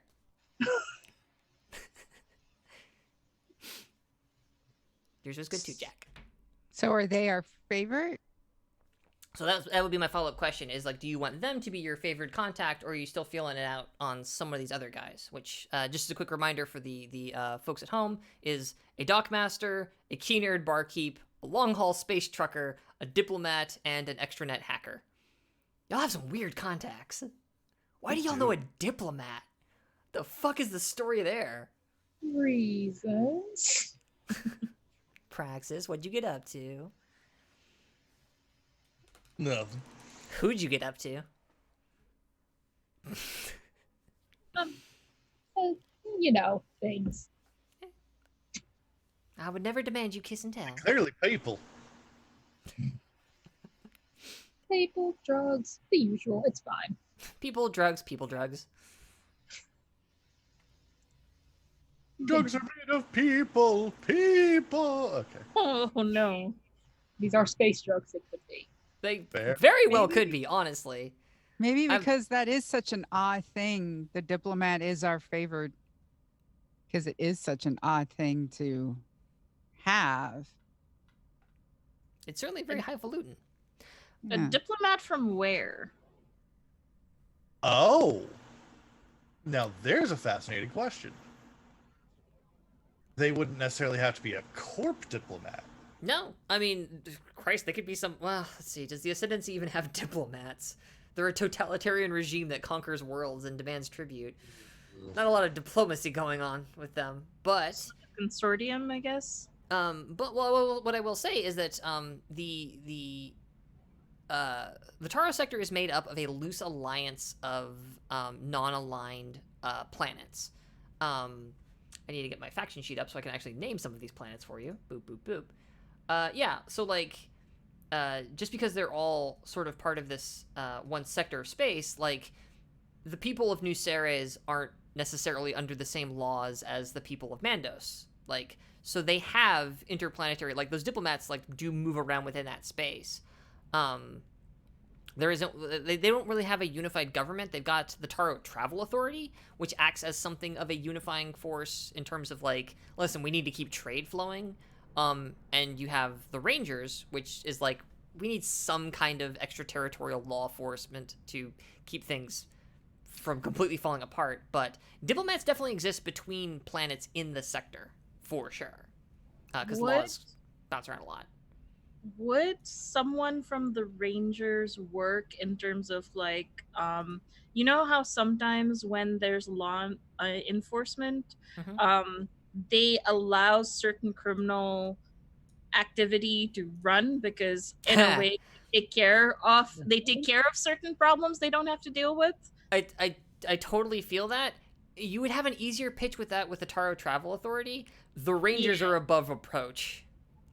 Okay, then yeah, something like that. Some law or general enforcement agency that allows some dealing with the criminal underbelly because it helps in their overall agenda. So we're allowed to run a little bit because we have some sort of a, blessing. Yeah, I mean, that could also be a thing, like, I mean, to go back to your diplomat, honestly, that could be something where, like, in one of the systems, like, just for that system, like, there's somebody that does have an amount of sway there that you guys have kind of taken advantage of. Asunder itself is in the Orochi system, so, like, maybe it's some bigwig from Orochi that, like, can, I don't know, I'm stumbling here, but yeah, this is also something we could define better if we just think the idea of, like, we've got a diplomat that we really like, and then just go, like, boop, and then work it out from there. Because I do have to pick two factions that are affected by this choice. Spoiler alert, one's going to like it and one's going to hate it. We can also keep it kind of vague, too, so we don't get too bogged down if it's stumping folks.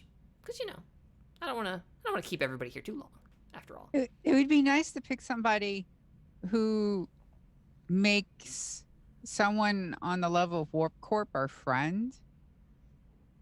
Since Warp Corp is a big enemy. True. It would be nice to pick something that would make one of them.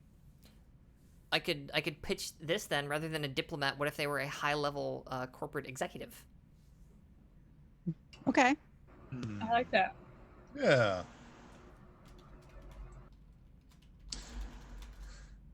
They're the one that helped us know when to be at that rendezvous for the cloaking device. Ha. A little bit of graft. There we go. Yeah. Huh. Ooh, and what if they did that to spite one of their other colleagues and make a power play? Yeah, a little bit of bribery, a little bit of graft, a little bit of, good old-fashioned jealousy. A little bribery, a little graft, a little seltzer up your aft. Okay. We lost Michi. Michi, where the fuck is your body? The hair, apparently. No. He found the hair. Good for him. Okay. So, choose one contact who is a close friend. The GM will tell you about two factions impacted by your choice. One faction is also friendly with its contact. You get +1 status with them. One faction is unfriendly with this contact. You get -1 status with them. So here's the thing. I'm hesitant to make the unfriendly faction Warp Corp because that would put you at -3 status, which would throw you into what's called war. And being at war with a faction is bad. I am not going to start you guys at war with fucking Warp Corp. But that being said, unless we decide to pay, right? Oh no, in this case, it's just a flat, you go up 1, you go down 1. One faction will like it, one faction hates it, and there's no, like, paying to affect it. It just is what it is. So, this corporate executive who works for someone, I wonder who they work for. Are they part of Dalewood? Good. Wait, do they also make lubricants? Dalewood Conglomerated Intergalactic makes a lot of things. I actually need to link y'all at some point to So one of my players, you can guess who, provided me with an extensive list of subsidiaries owned by Dalewood Conglomerated. Let me get the full name: Dalewood Conglomerated Intergalactic. And they own a lot of different things. Criminy. Including, yes, food production is one of the things they do, certainly. But they're just sort of, they have their hands in a lot of pies. Having a friend there would They're be well nice. greased. Okay, Yeah. so maybe that's what they are. Maybe they are a Dalewood. yeah. By Sonic in the chat. Who would have the time and effort? The pies, you know, those vampires are really important. Yeah, they make this god awful energy drink. It's named after a horse. Who knows? Kevin, why? Why did you do this to me? And the pie pastry is made with, some margarine. So yeah, we'll say that this contact is a Dalewood executive. So you have a +1 status with Dalewood Conglomerated Intergalactic. But that doesn't sit well with somebody. Let's see. Let's look over here at the weirdness a little bit, actually. Who would have it out for someone that's in good with Dalewood? This is where it's important to build little webs of how all of these things interact, but you don't have time because... Children of Truth? Yeah, they're kind of weird. Let me real quick look at my faction list. How did I describe the... Here we go. An attuned cult that operates in secret to infiltrate powerful organizations. Believes that flux weaponry is the key to preventing everything from, quote, slipping into the void. Whatever the fuck that means. The Children of Truth are scary and very powerful. Yeah. Sure. Well, We're so bad at this. I don't know if I really want you to, like, piss off another high-powered... Screw it. Yeah. For some reason, that cult, the Children of Truth, they don't much care for this person. So you know what? Yeah, -1 status. Boop. There you go. They know something about Dalewood that should not be known.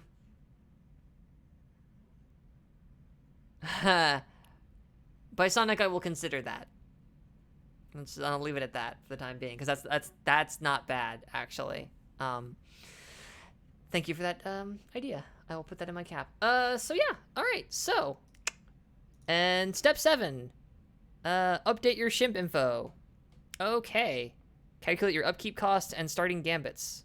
Right. You probably only have a starting gambit of 1, I believe. So, boop. But I'll have to double check everybody's moves for that. We'll talk about what gambits are in a minute. Let me check my time. How are we good on time? Okay, we still got about 45 minutes left to get into this. So, the ship. You have a ship, except for one thing. The fuck is the name of this thing? What the heck are you calling your ship? I need a name. I have a fallback name I can foist upon you, but Was it I need we a name. decided in chat? Is it? That's on y'all to decide. But Azadi? I thought it was the Oni Ashray, but then I said to change the last word to the Oni Pana.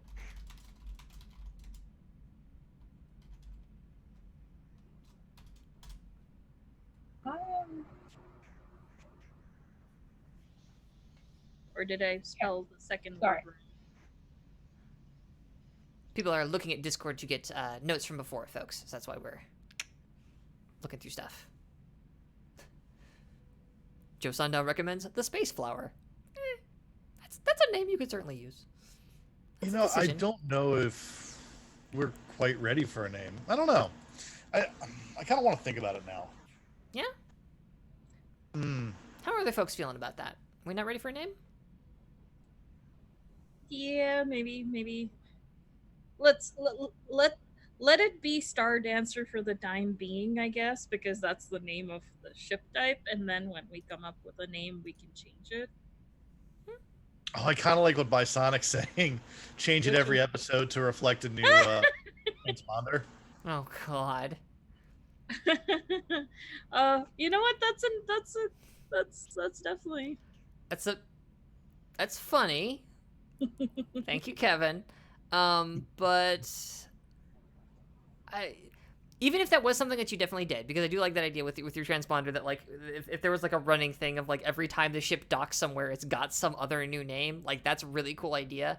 I would like something that we can actually use to just like to refer to the ship though, because I'll just tell you straight up, I'm not gonna be able to keep track of that crap. I'm just a GM. Are you kidding me? I'm only mortal. But just for like the stuff. No, Joe. Oh no. I'm not even saying that one. Because I'm not gonna put ideas in anybody's head. So no, but I would, because that's the thing. Because the ship is very, it's important. It's integral. It's central. It's like when you think of Firefly, you think of Serenity. When you think of Cowboy Bebop, you think of the Bebop. You know, when you think of Star Wars, you think of the Millennium Falcon. Like names have power in that way. And narratively, I would really like something that's just like that we can kind of grip onto and like and have. So. But yeah, but if folks just aren't super ready, we can push that off a little bit longer. But I really would like to lock in a name for that. Hey, let's let it stew, and maybe at the end we'll. What about the Biffs? The what? What? That's just all our initials. Absolutely not. Nope. Try again. Nope. I require the occasional vowel. If I can't, yeah, no. Well, it's a sound. It's like, or Biffs. Nope. Okay, no. You guys are you're cool. So let's talk about tone for a brief minute. You're cool space criminals. You should have a cool space criminal ship. Your ship isn't a fart noise. No, you're cooler than that. Excuse me. Actually, specifically, you're resourceful. And is a fart noise resourceful? I would posit that it is not. Okay, fair. Mike. Joe, I'm not calling the ship... No, we're not calling the ship Mike. Come on. What about Zephyr? Because we're fast. Zephyr's a good name. Hilariously, I have in a number of occasions. In fact, in that comic that I wrote, Jesus Christ, there is a ship called the Zephyr. Because I just always really like that word. Or something that's speedy. Because we're kind of ghosts. Ooh. Sorry, what did you... I got the second half of that. What was it, Jack? We're kind of ghosts. Just Right. with the way we built everything. Mm-hmm. So... Spectre? Phantom? We're a Phantom Menace. Nope. Nope. Nope. That ruined that. Flush that one right down the toilet. Move on to the next. Are we in the machine? What about... Yes, you literally live inside of a machine, Praxis. Yes, because it's a spaceship, and that's all I'm going to entertain on that joke. Next. Or ephemeral, or ethereal. That sounds like a set of shitty dice. Yeah, it does. Shade. I'm gonna sip some tea now. But yeah, like thinking along those lines, other ghosty, sneaky words like the shadow thing. Shadow Who knows? something. The shadow knows. Sorry, that's That's there. that's some. The shadow orchid. I don't know why I just said that. I'm just sitting here watching my cat. I'm just saying things. How about shade? No. So what? every time we're always given shade, or we're always riding shade or something. Or shadow is also a good option. Sade? Good grief. The chat has got some thoughts. The chat definitely does have some thoughts, yes. Zed, I'm just going to tell you right now, we're not naming it after your Shadowrun character. Try again.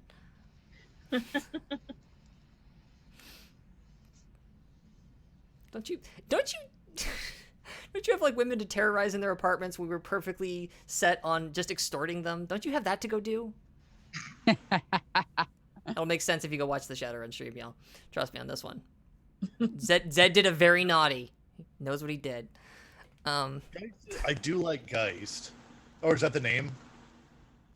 I Those characters were. Oh, his character that is called Fadegeist. Well. You're welcome to use Geist for the name of the ship.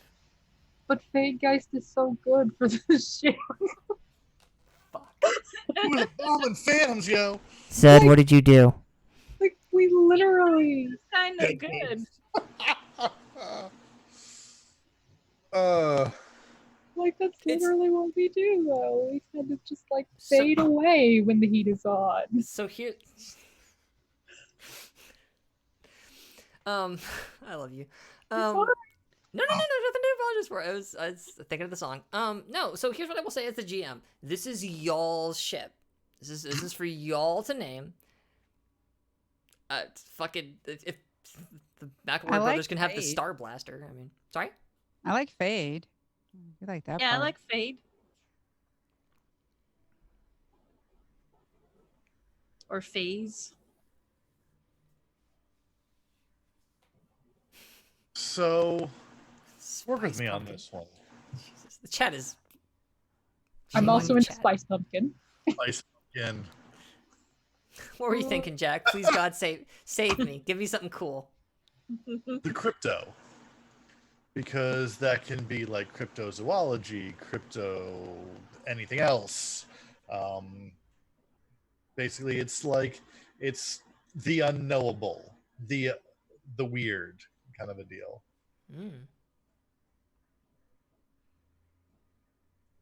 No, not cryptocurrency. I intentionally pointed that one. So it's crypto with an O at the end? There you go, secret, yeah. Okay. Yeah. Crypto The worst shade? part is I love Crypto Fade. Crypto Fade. And our hold could be called the Crypt. You're the pilot, I'm the Crypt Keeper. Gosh, Crypto Fade is kind of nice. I like that. Yeah, Right? Yeah. I'm so sorry, Fox. Chat, you guys are Hey, wonderful. If you want to name yourself after what sounds like a bit character in the 1990s movie Hackers, that's on y'all. That's on y'all. That's on y'all. If you want your ship to be the Crypto Fade. First of all, Hackers was great. It's a fantastic movie and I love it. I quote it. Right, Hack the Planet. Hack the Planet. I quote that movie once a week. Are you kidding me? The second thing I will say is, like, so in my other game, when faced with this same dilemma, they called their ship the Big Deal. Just to give you an idea of, like, you're not the only ones. We're doing great now. We're fine. So... And I'll even tip my hand a little bit. If you guys really got stuck, honestly, I was just going to hand you the name from my comic. I was just going to call the ship the Fool's Errand. So, Ooh. these are all names that you can use. But it's... Kate, get out. Get out. Get out of my chat. Go harass somebody else. Energy? Yeah, I get it. No, it's the Big Dalewood Emporium, BDE. Oh yeah. Yeah. So anyway, so Yeah, I mean, Oh, the shit posting is so glorious. Chat, seriously, I love each and every one of you. ooh, what about Space Butter? No. No. I mean, someone actually suggested, what is it, magic pigeon or something? I thought that was funny. Centennial The Pigeon. Century Pigeon, yeah. Century pigeon. The Century Pigeon. You guys are great. It's just amazing. This chat is making me lose my damn mind. Or what about the Decade Sparrow? What ship? Y'all think of like something with crypto. I mean, Yeah, I do like Crypto Fade. Mm-hmm. I'm Crypto trying to... Fade? I have to admit, referencing Hackers, I can live with that. It's not actually a character from Hackers. It just sounds like... It just sounds like it. sounds I'm like it. Crypto Fade. completely down with it. I'm going over to this sheet. I'm replacing the word Star Dancer. Is it one word or two? feel like it would be one word. One word. One word, yeah. And Crypto C fade. is capital, One everything else thing, is not. I don't know why. Doesn't Oh. even matter how. Ah! But Mad at you. Jack's over Stop. here Ow. clandestinely referencing bad songs. So mad How at Jack. dare you, bad song, but okay. Are you? No, I can't talk about this on stream. I can't. How dare. Their music's not very good. Sorry, not sorry. Okay, so moving along. The Crypto Fade. Awesome. Y'all have a spaceship. Yay! We did it! We lost Jack. I've alienated one of my friends. They like a bad band. It's not my problem. It's theirs. Ah, People are allowed to like bad things. People It's are. fine. You are more than welcome to like whatever music you wish. I certainly listen to plenty of trash myself. You should hear the garbage that comes through my speakers. don't talk shit on garbage. Right? I thought you were referencing something different. I thought you were referencing a Linkin Park song. Oh, No, I we was. Now have a command in chat. What you thought about Crypto garbage. fade. Okay. Apparently. Okay. What's happening in chat? Oh, we now have a ship name that is a command too. What?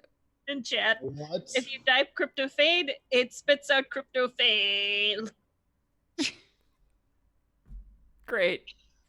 Thank you? Anyway, Garbage is a fantastic band. They're one of the best ever to rock the stage. I actually have and one or two songs in there. How frankly- dare. of their entire discography, there is maybe one song that is bad, and by bad I mean mediocre. Milk's kinda okay. The rest of their catalog is fucking phenomenal. Garbage is great.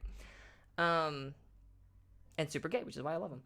Okay, so the Crypto Fade. That is your ship. Fantastic. We've got about 30 minutes left on our time. So what we'll want to think about in future is what the hell the Crypto Fade looks like, because I do want to get into that. I would love to sit and like really get into the meaty, munchy crunchies of like, what color is the Crypto Fade? What does it like sound like when it takes off? You know, that kind of stuff. How long have y'all been aboard the ship? But we've got about 30 minutes, and I'd really like to go over some of the basics of the system real quick, because, so who here has read the book or looked through any of the player aids at all in terms of how you play this game?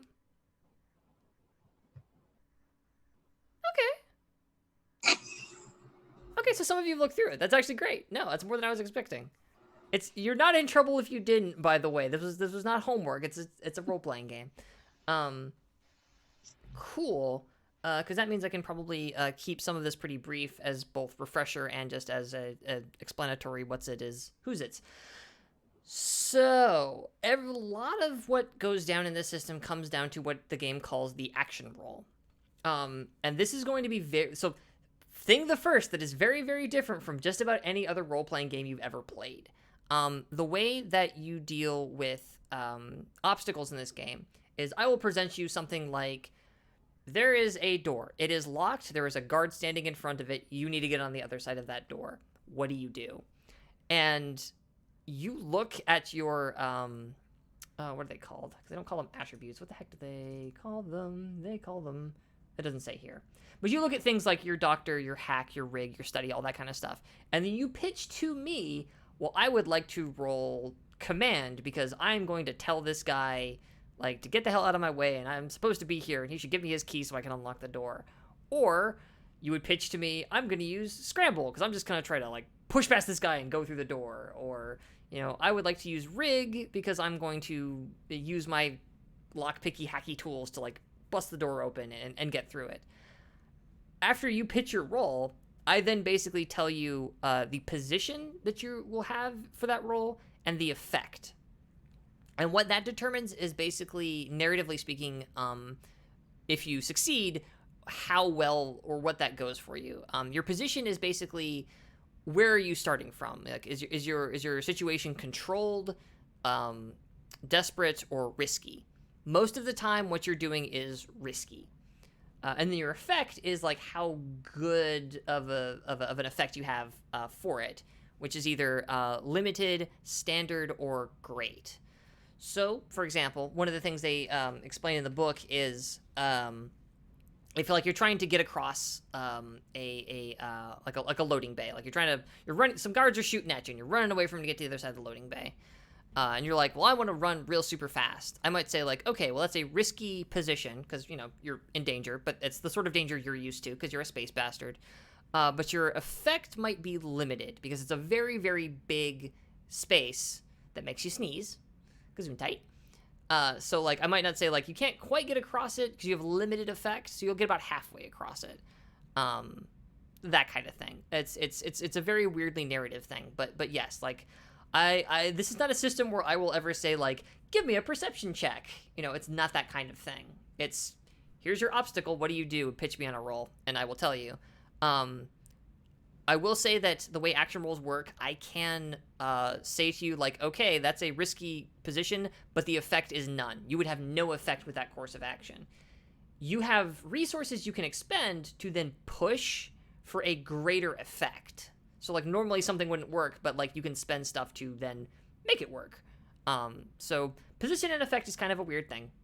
And the rolls in this game are kind of weird.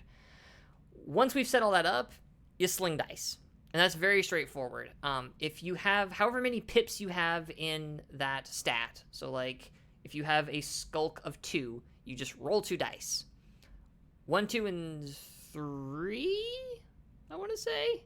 Yeah, 1, 2, and 3 are bad news. That is a failed roll. Don't like that at all. 4s and 5s are partial successes. You got what you wanted, but it comes at a cost. A 6 is a full success. You get one of those, you get exactly what you wanted, exactly as it says on the tin. Sometimes you also get bonuses, but we'll get to that in a bit. If you roll more than 1 6, that is a critical. Not only do you get what you wanted, but you get something extra on top of it. You know, you don't just, like, leap over and clear the fence. You leap over and clear the fence and go straight into the waiting vehicle that's going to take you the hell out of here. And you're gonzo, man. That kind of thing. If you roll on something and you don't have any points in it, because this is something I want to stress, like, even if you have, say, 0 points in Doctor, but you want to, like, try and put somebody's guts back in with a Doctor roll, you can still roll on that.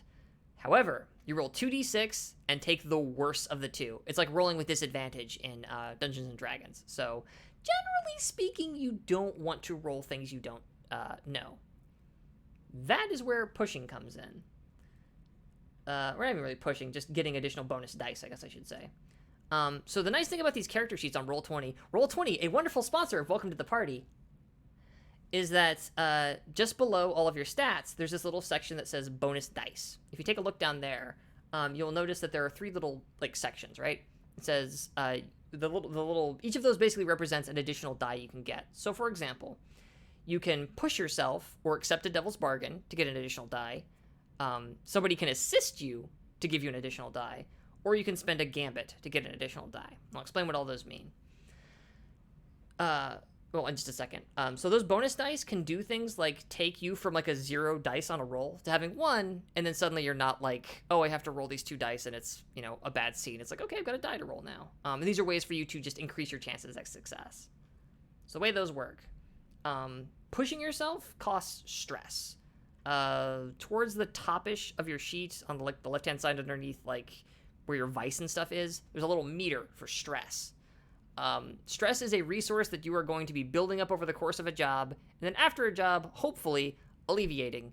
You don't ever want your stress to fill up all the way, because then you take a trauma, and that's bad.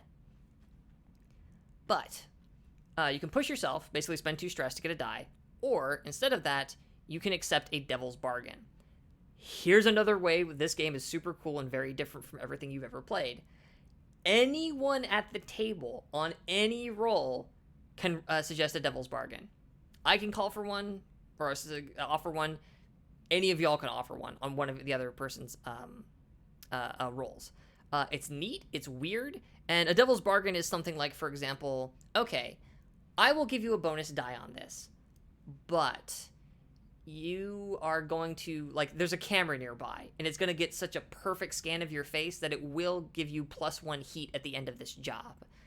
If you take that, though, I'll give you a bonus die. That's an example of, like, a devil's bargain.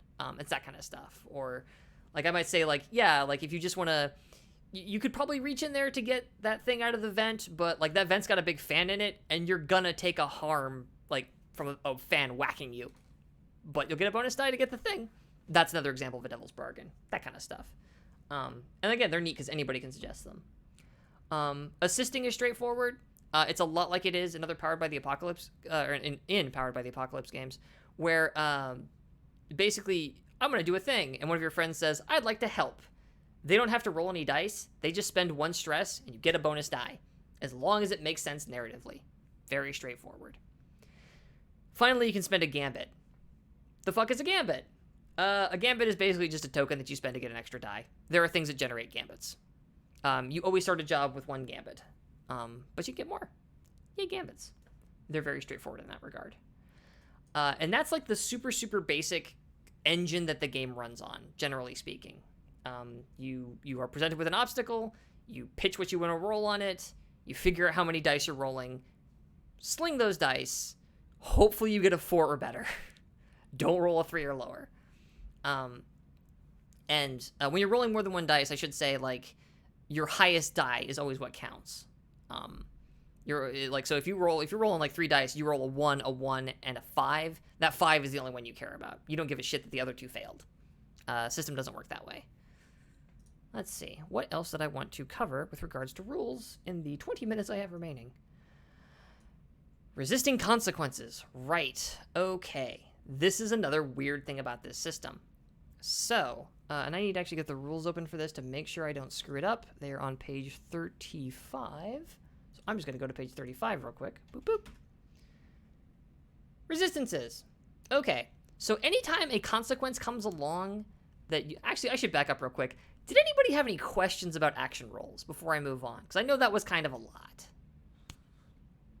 If there's anything in particular that, like, you're just like, Fox, you need to slow down or change explain things to me, please feel free. Okay. For me, just in general, I learn by doing, so... Yes.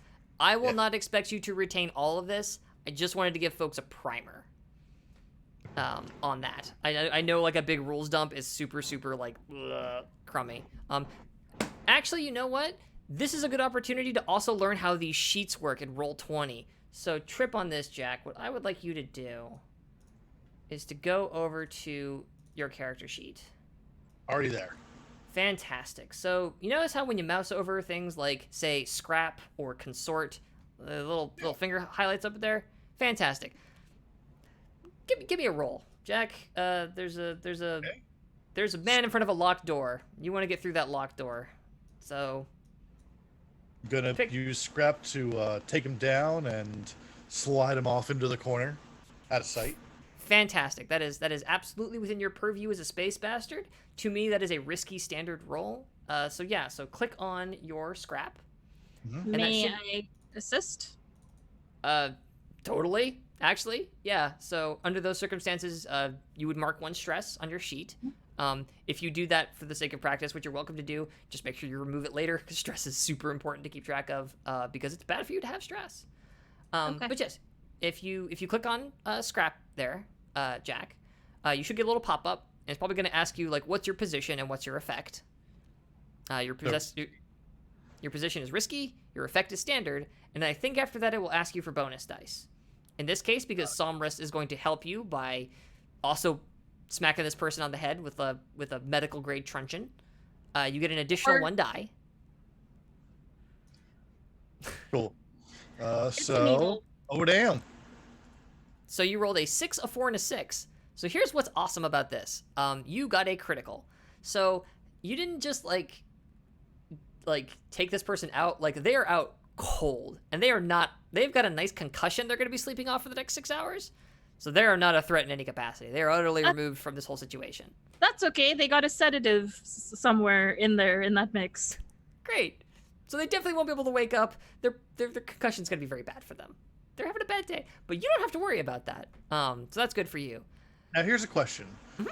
Because on my sheet, I add a gambit to the crew when I roll a 6 or critical on a risky. Is that the same for everyone or just a scoundrel?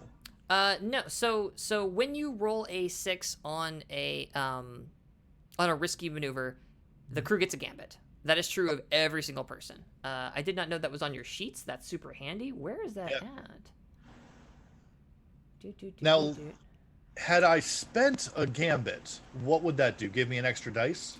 That would have given you an extra die, and the roll would not be able to generate another gambit. Except it can for me. Because scoundrels. You also generate gambits on desperate rolls. You may generate gambits even when you spend a gambit. Scoundrels are neat. Okay, so for you, you break that. Oh, also, your crew starts with +1 gambit when the pool resets. So y'all don't start with 1 gambit. You'll start jobs with 2 gambits. That's pretty cool. That's super handy. And yeah, gambits refresh at the start of jobs, which is not the same thing as the start of a session. Starting a job is like a whole mechanical thing. Sometimes a job and a session line up. Sometimes they don't so much. But yeah, that's the long and short of a action roll, which, like I said, is kind of just the central mechanic of the game. Having done that, I would like to go over resisting consequences. So let's say you'd blown that roll. Let's say it went bad. Let's say that guard in front of the door was like, nah, I'm going to grab your arm and I'm going to twist you around and I'm just going to break that sucker. You would take the level 2 harm, broken arm. And then you look me in the eye and you say, Fox, absolutely not. I do not want to take that harm. That is when you get to resist. So the way resistance works. Here we go. When a PC suffers a consequence that you don't like, you can choose to resist it. Tell the GM, no, I don't think so, I'm resisting that. Resistance is always automatically effective. The GM says if the consequence is reduced in severity or if you avoid it entirely. So I have a little bit of leeway there, but it always works the moment you call for it. Then you make a resistance roll. So, to go back to the character sheet there, let's have somebody else roll this time. Hey, Michi. Let me take a look at your sheet real quick. Where's Praxis? Awesome. So you see where it says resolve down there on your list of your attributes? You've got insight, prowess, resolve. Yes. Okay. If you click on that sucker right there, that should generate a resistance roll, I believe. It'll probably ask you if you get bonus dice. Tell it you don't. Okay. Awesome. Yeah.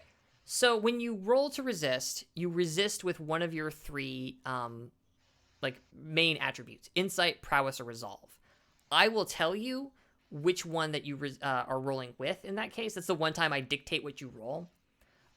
Insight is basically you resist consequences from like understanding or deception. What's up? Where was that again? On your character sheet on the right hand side, where all of your abilities are, like Doctor, Hack, Rig, and stuff. Just above them, each of those falls into a category of insight, prowess, resolve.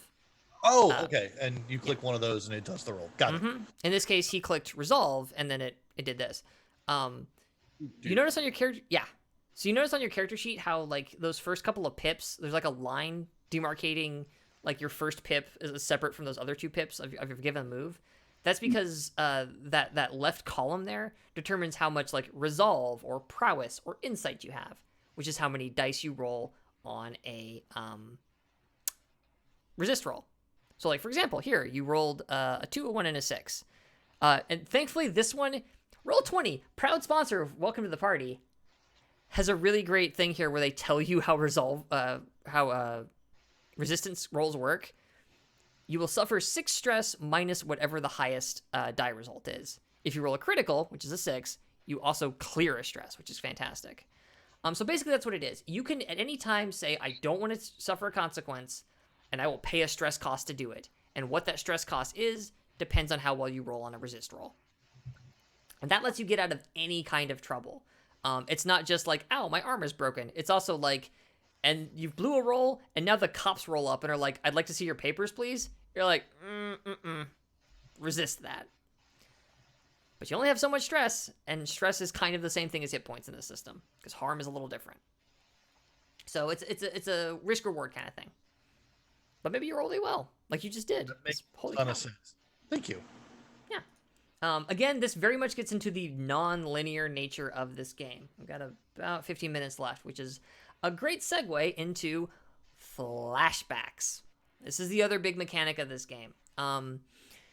You're going to be engaging in all kinds of wackadoo criminal activity. You're not going to be spending a bunch of time sitting around a table going, so how do we break in? That is handled by some of the mechanics that you just jump straight to, like, you get the job and then you jump straight to being in the job. And once you bonk into a problem, you can spend stress to flash back to the planning stages and say, like, oh yeah, no, I know there's a guard there at that door, but I'm going to have a flashback to where I found this guard, like, at the bar he frequents all the time. And, I got kind of cozy with him, and I slipped him a little money, and he's just going to look the other way and unlock that door, and I'm just going to walk right the hell through it. And I'm going to roll, like, consort to do that. And so we flash back in time, we resolve that roll, and then we come back to the present, and then that's how you're getting through that obstacle. So that way you aren't constantly having to figure out, like, what should we plan for every contingency. It's like, oh no, we did plan for this contingency, we just did it off camera. So that way, the idea there is that kind of smooths out the whole, like, wasting a lot of player time going like, okay, well then I'm going to get up over here on the roof, and then you're going to be in this car, and you're going to get up behind him. It's like, nah, fuck that. We just jump straight to, like, and then I'm shooting at him from the roof kind of thing. And if something pops up, we flash back to resolve it. Flashbacks, they cause stress. Stress, you may notice, is a currency that is used for a lot of things. Like Okay. leverage. Yeah. So that's what Bisonic said too. Bisonic said that this was a lot like Leverage. I never played that. I'm not familiar with it. I haven't watched that game. Yeah. But in the leverage system, you can, do a flashback, and that gets you extra things to add more dice to your roll. So it's kind of a lot similar. yeah. Okay. And cool. And like, if that makes sense for you as a touchstone, awesome. Way into it. And this is the system they're using in the Blades game on Wednesdays. Yes, it is very, very, very similar. Like, it is the same general engine is humming underneath this. So yeah, if you've ever watched that Blades game, this is kind of the same stuff. The biggest difference between them is gambits are an optional rule in that game, whereas here they're like standard, part and parcel. And they have turf. Y'all have a spaceship. Y'all have a cool spaceship called the... I should actually get that changed up here, because I just realized. Cryptophage should also be in the edit. Boom. YPTO Cryptophade. So awesome. I'm coming around on this name, I gotta be honest with you. You have a cool spaceship. But yes, it is the same system, pretty much. Okay, 10 minutes, huh? There are teamwork moves. You can do stuff to help each other. Those are kind of very lightly covered at the very bottom of your character sheet on the left. There's kind of like a little, like, here are the 4 things you can do to help people. Assist, we pretty much went over already. Protecting, I believe protecting is just you resist for someone else. So instead of Fix being like, I'm going to resist my arm getting broken, Somrus could like jump in and say like, I want to protect, and then that harm directly goes over to Somrus instead. And I think they just roll normally. I picked Combat Medic as one of my abilities, and it says I can expend special armor to resist a consequence while tending to a patient. Yes. So armor is also a thing that you can use to resist stuff. I forgot about that. Thank you for mentioning armor. Yeah. If you have a type of armor that applies to the situation, you can mark an armor box to reduce or avoid a consequence instead of rolling to resist. Ta-da! So yeah, there's also that option for resisting stuff.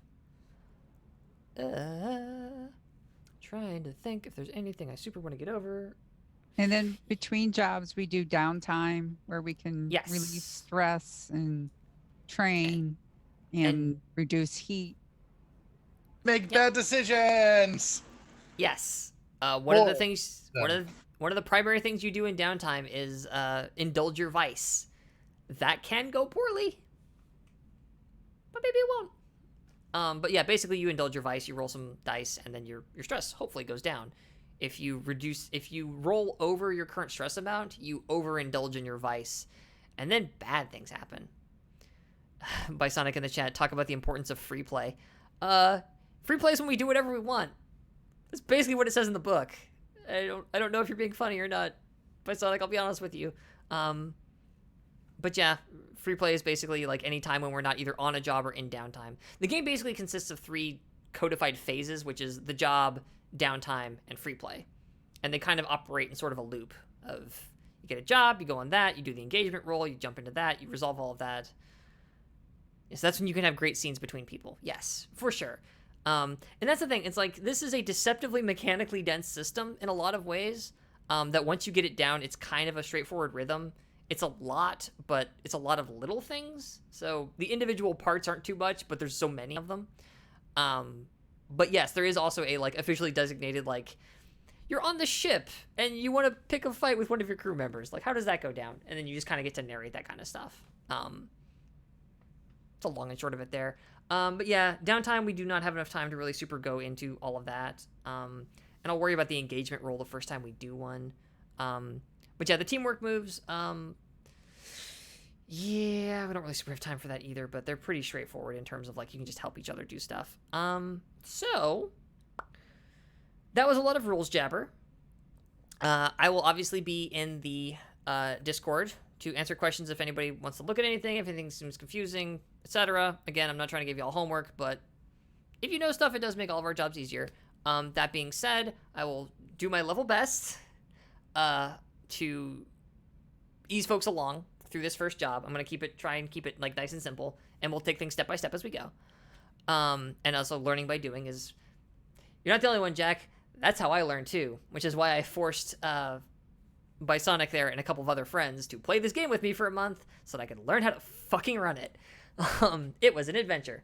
It was a big, kludgy adventure, but I'm feeling pretty confident about it. So before we sign out, because, damn, we totally did run up to the end of our time. Chasing zeros, y'all. Yay. Yes, thank you, by Sonic. Does anybody have anything they want to touch on that they have questions about or that they otherwise want to say before we just go into, hi, my name is Fox, you can find me on Twitter here and all that horse shit? It's opening the table up to my lovely, wonderful players. I guess awesome, and I can't wait. Yeah, so I guess off camera, we also need to, have we just met? I guess that's one thing that I really would like to know. Have we just met or have we done a couple of jobs together? So I will say you have been working together in some capacity for a little bit, because Signal brought, well, actually, I don't know if Signal necessarily brought all of you together. If some of you have prior history, you're more than welcome to it. But we are going to start with y'all having been on the ship for a little bit, and you've definitely been working together. Now, how long you've been working together and how long you've been in Signal's employ, that's up to y'all. But you do all know each other. The first session will not be, hello, my name is Somrus. Oh, hi, my name is Praxis. Like, we're skipping past all that shit. But how well you know each other is on y'all. If anybody has any thoughts there. I think there'll probably be some off camera. I think our Discord's going to... Please, yes, absolutely.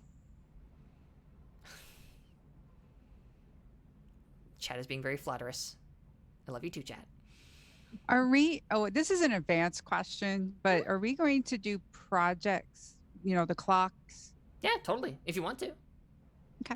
One of the downtime actions, just so that everybody in the audience knows, is that you can start a long-term project that is intentionally open and vague. If you're like, I want to build a model ship, okay, you're welcome to. But it can also be things like, I want to get in contact with my lost sister. And then you'll start what's called a clock, and then you'll spend resources and time filling up that clock until you resolve it. And then roleplay stuff happens. But yes, long-term projects are absolutely on the table. I mean, like, if you want to craft stuff, like, that's on the table.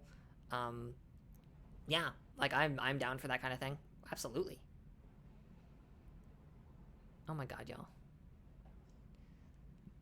I am but a mortal woman, you people. This is going to be fun. I hope so. I really hope so. It will be. It has a lot of moving parts. In all seriousness, my one concern is that it does have a lot of moving parts, and I'm hoping I can balance them. But I thought, shut up, Zed, you're a butt. We're here to help. We're here to help. I don't know as well as you do, but I've been the nerd, and I've been reading, and I've been watching Blades and comparing them and such. So I'm trying to, I'm the nerd. No, totally. I love nerds. Nerds. I would not be here pretending to be a space person if I was not myself a nerd. Okay, then we'll wrap here. We'll definitely touch base on the Discord about stuff like any other details in terms of people's interpersonal relationships.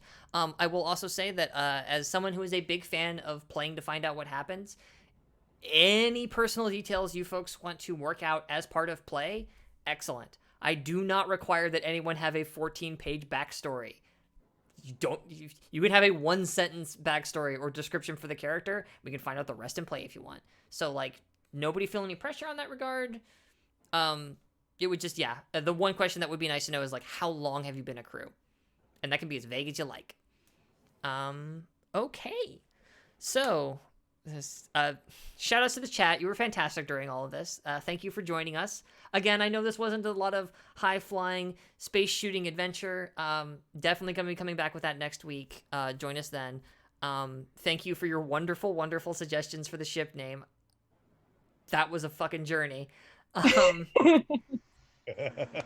you should see our group chat. That also took a while.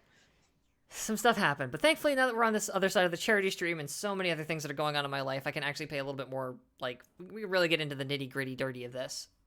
So let's take it around the horn as we close out for the evening, starting with Thorn.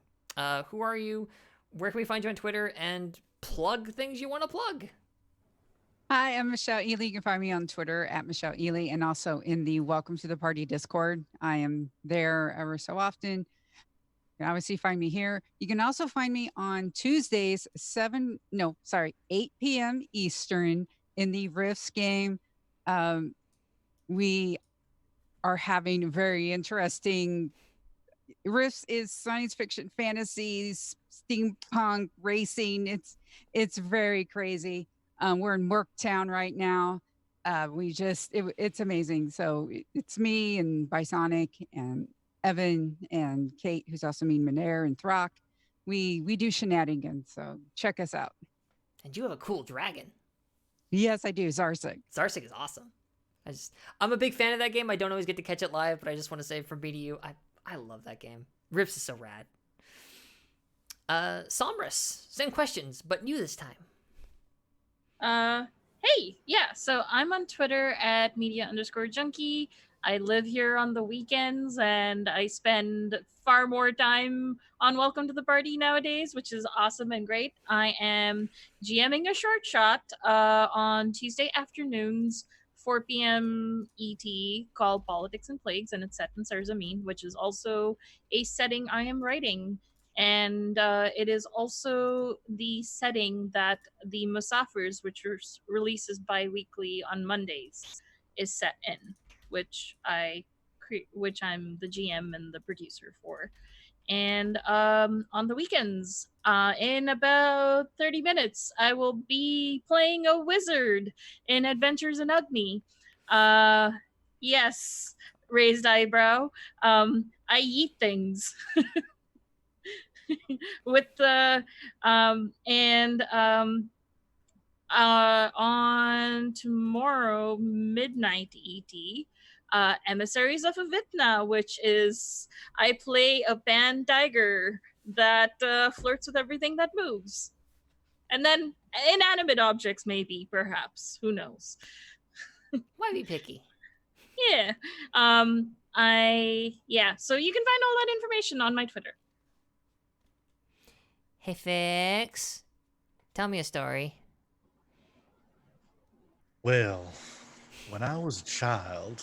Oh, not that story? No, not that story. Tell me who you are and all the other The Twitter, blah, blah, blah, blah, all that horse shit.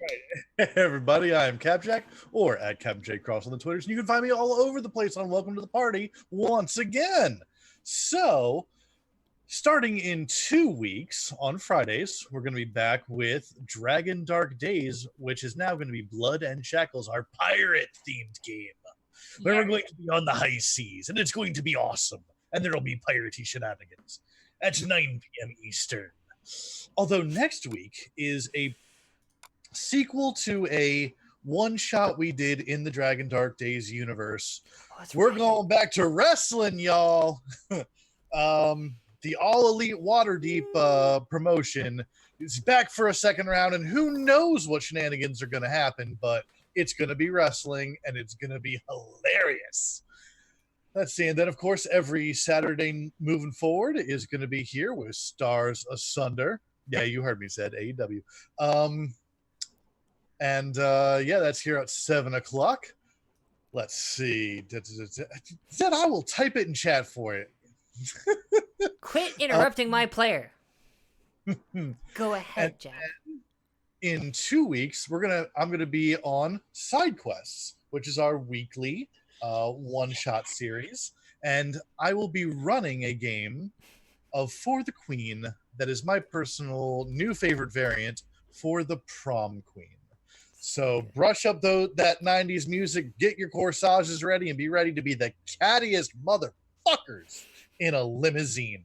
It's gonna be outrageous, and I can't wait to do it. So join us. I can't wait to produce it. I'm so excited that I get to watch that live. Hey, Praxis, I need some questions answered. Can you help me out? Probably. Hello, I'm Michi. You can find me on Twitter at Michisaurus, where I spend entirely too much time. You can catch me on Welcome to the Party on Saturday nights with this going forward.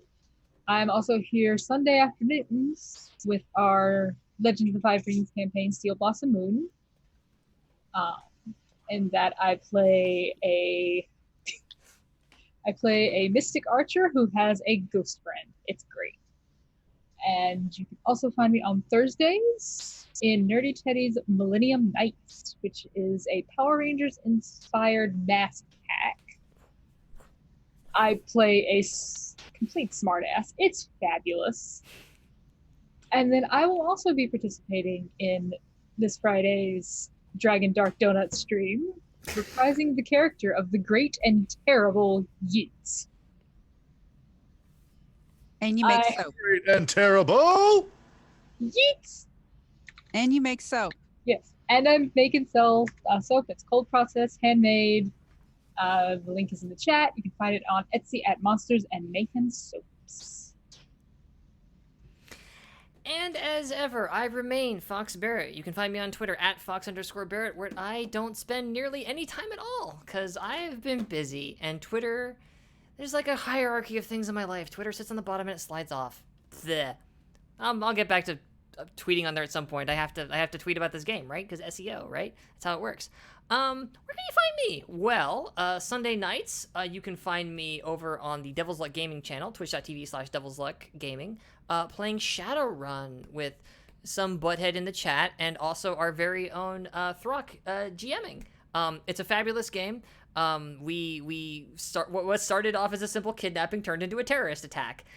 Look, Shadowrun's a hell of a game. You should definitely come check it out. That is 8 Eastern time over at Devil's Luck Gaming. And then immediately following that, you can find me back over here on this channel, midnight EST on Sundays, for Emissaries of Avithna, where something's gonna change and it's gonna be magical. What could it be? Oh, what could it be? I don't know. I'm very excited about the changes coming to Avithna.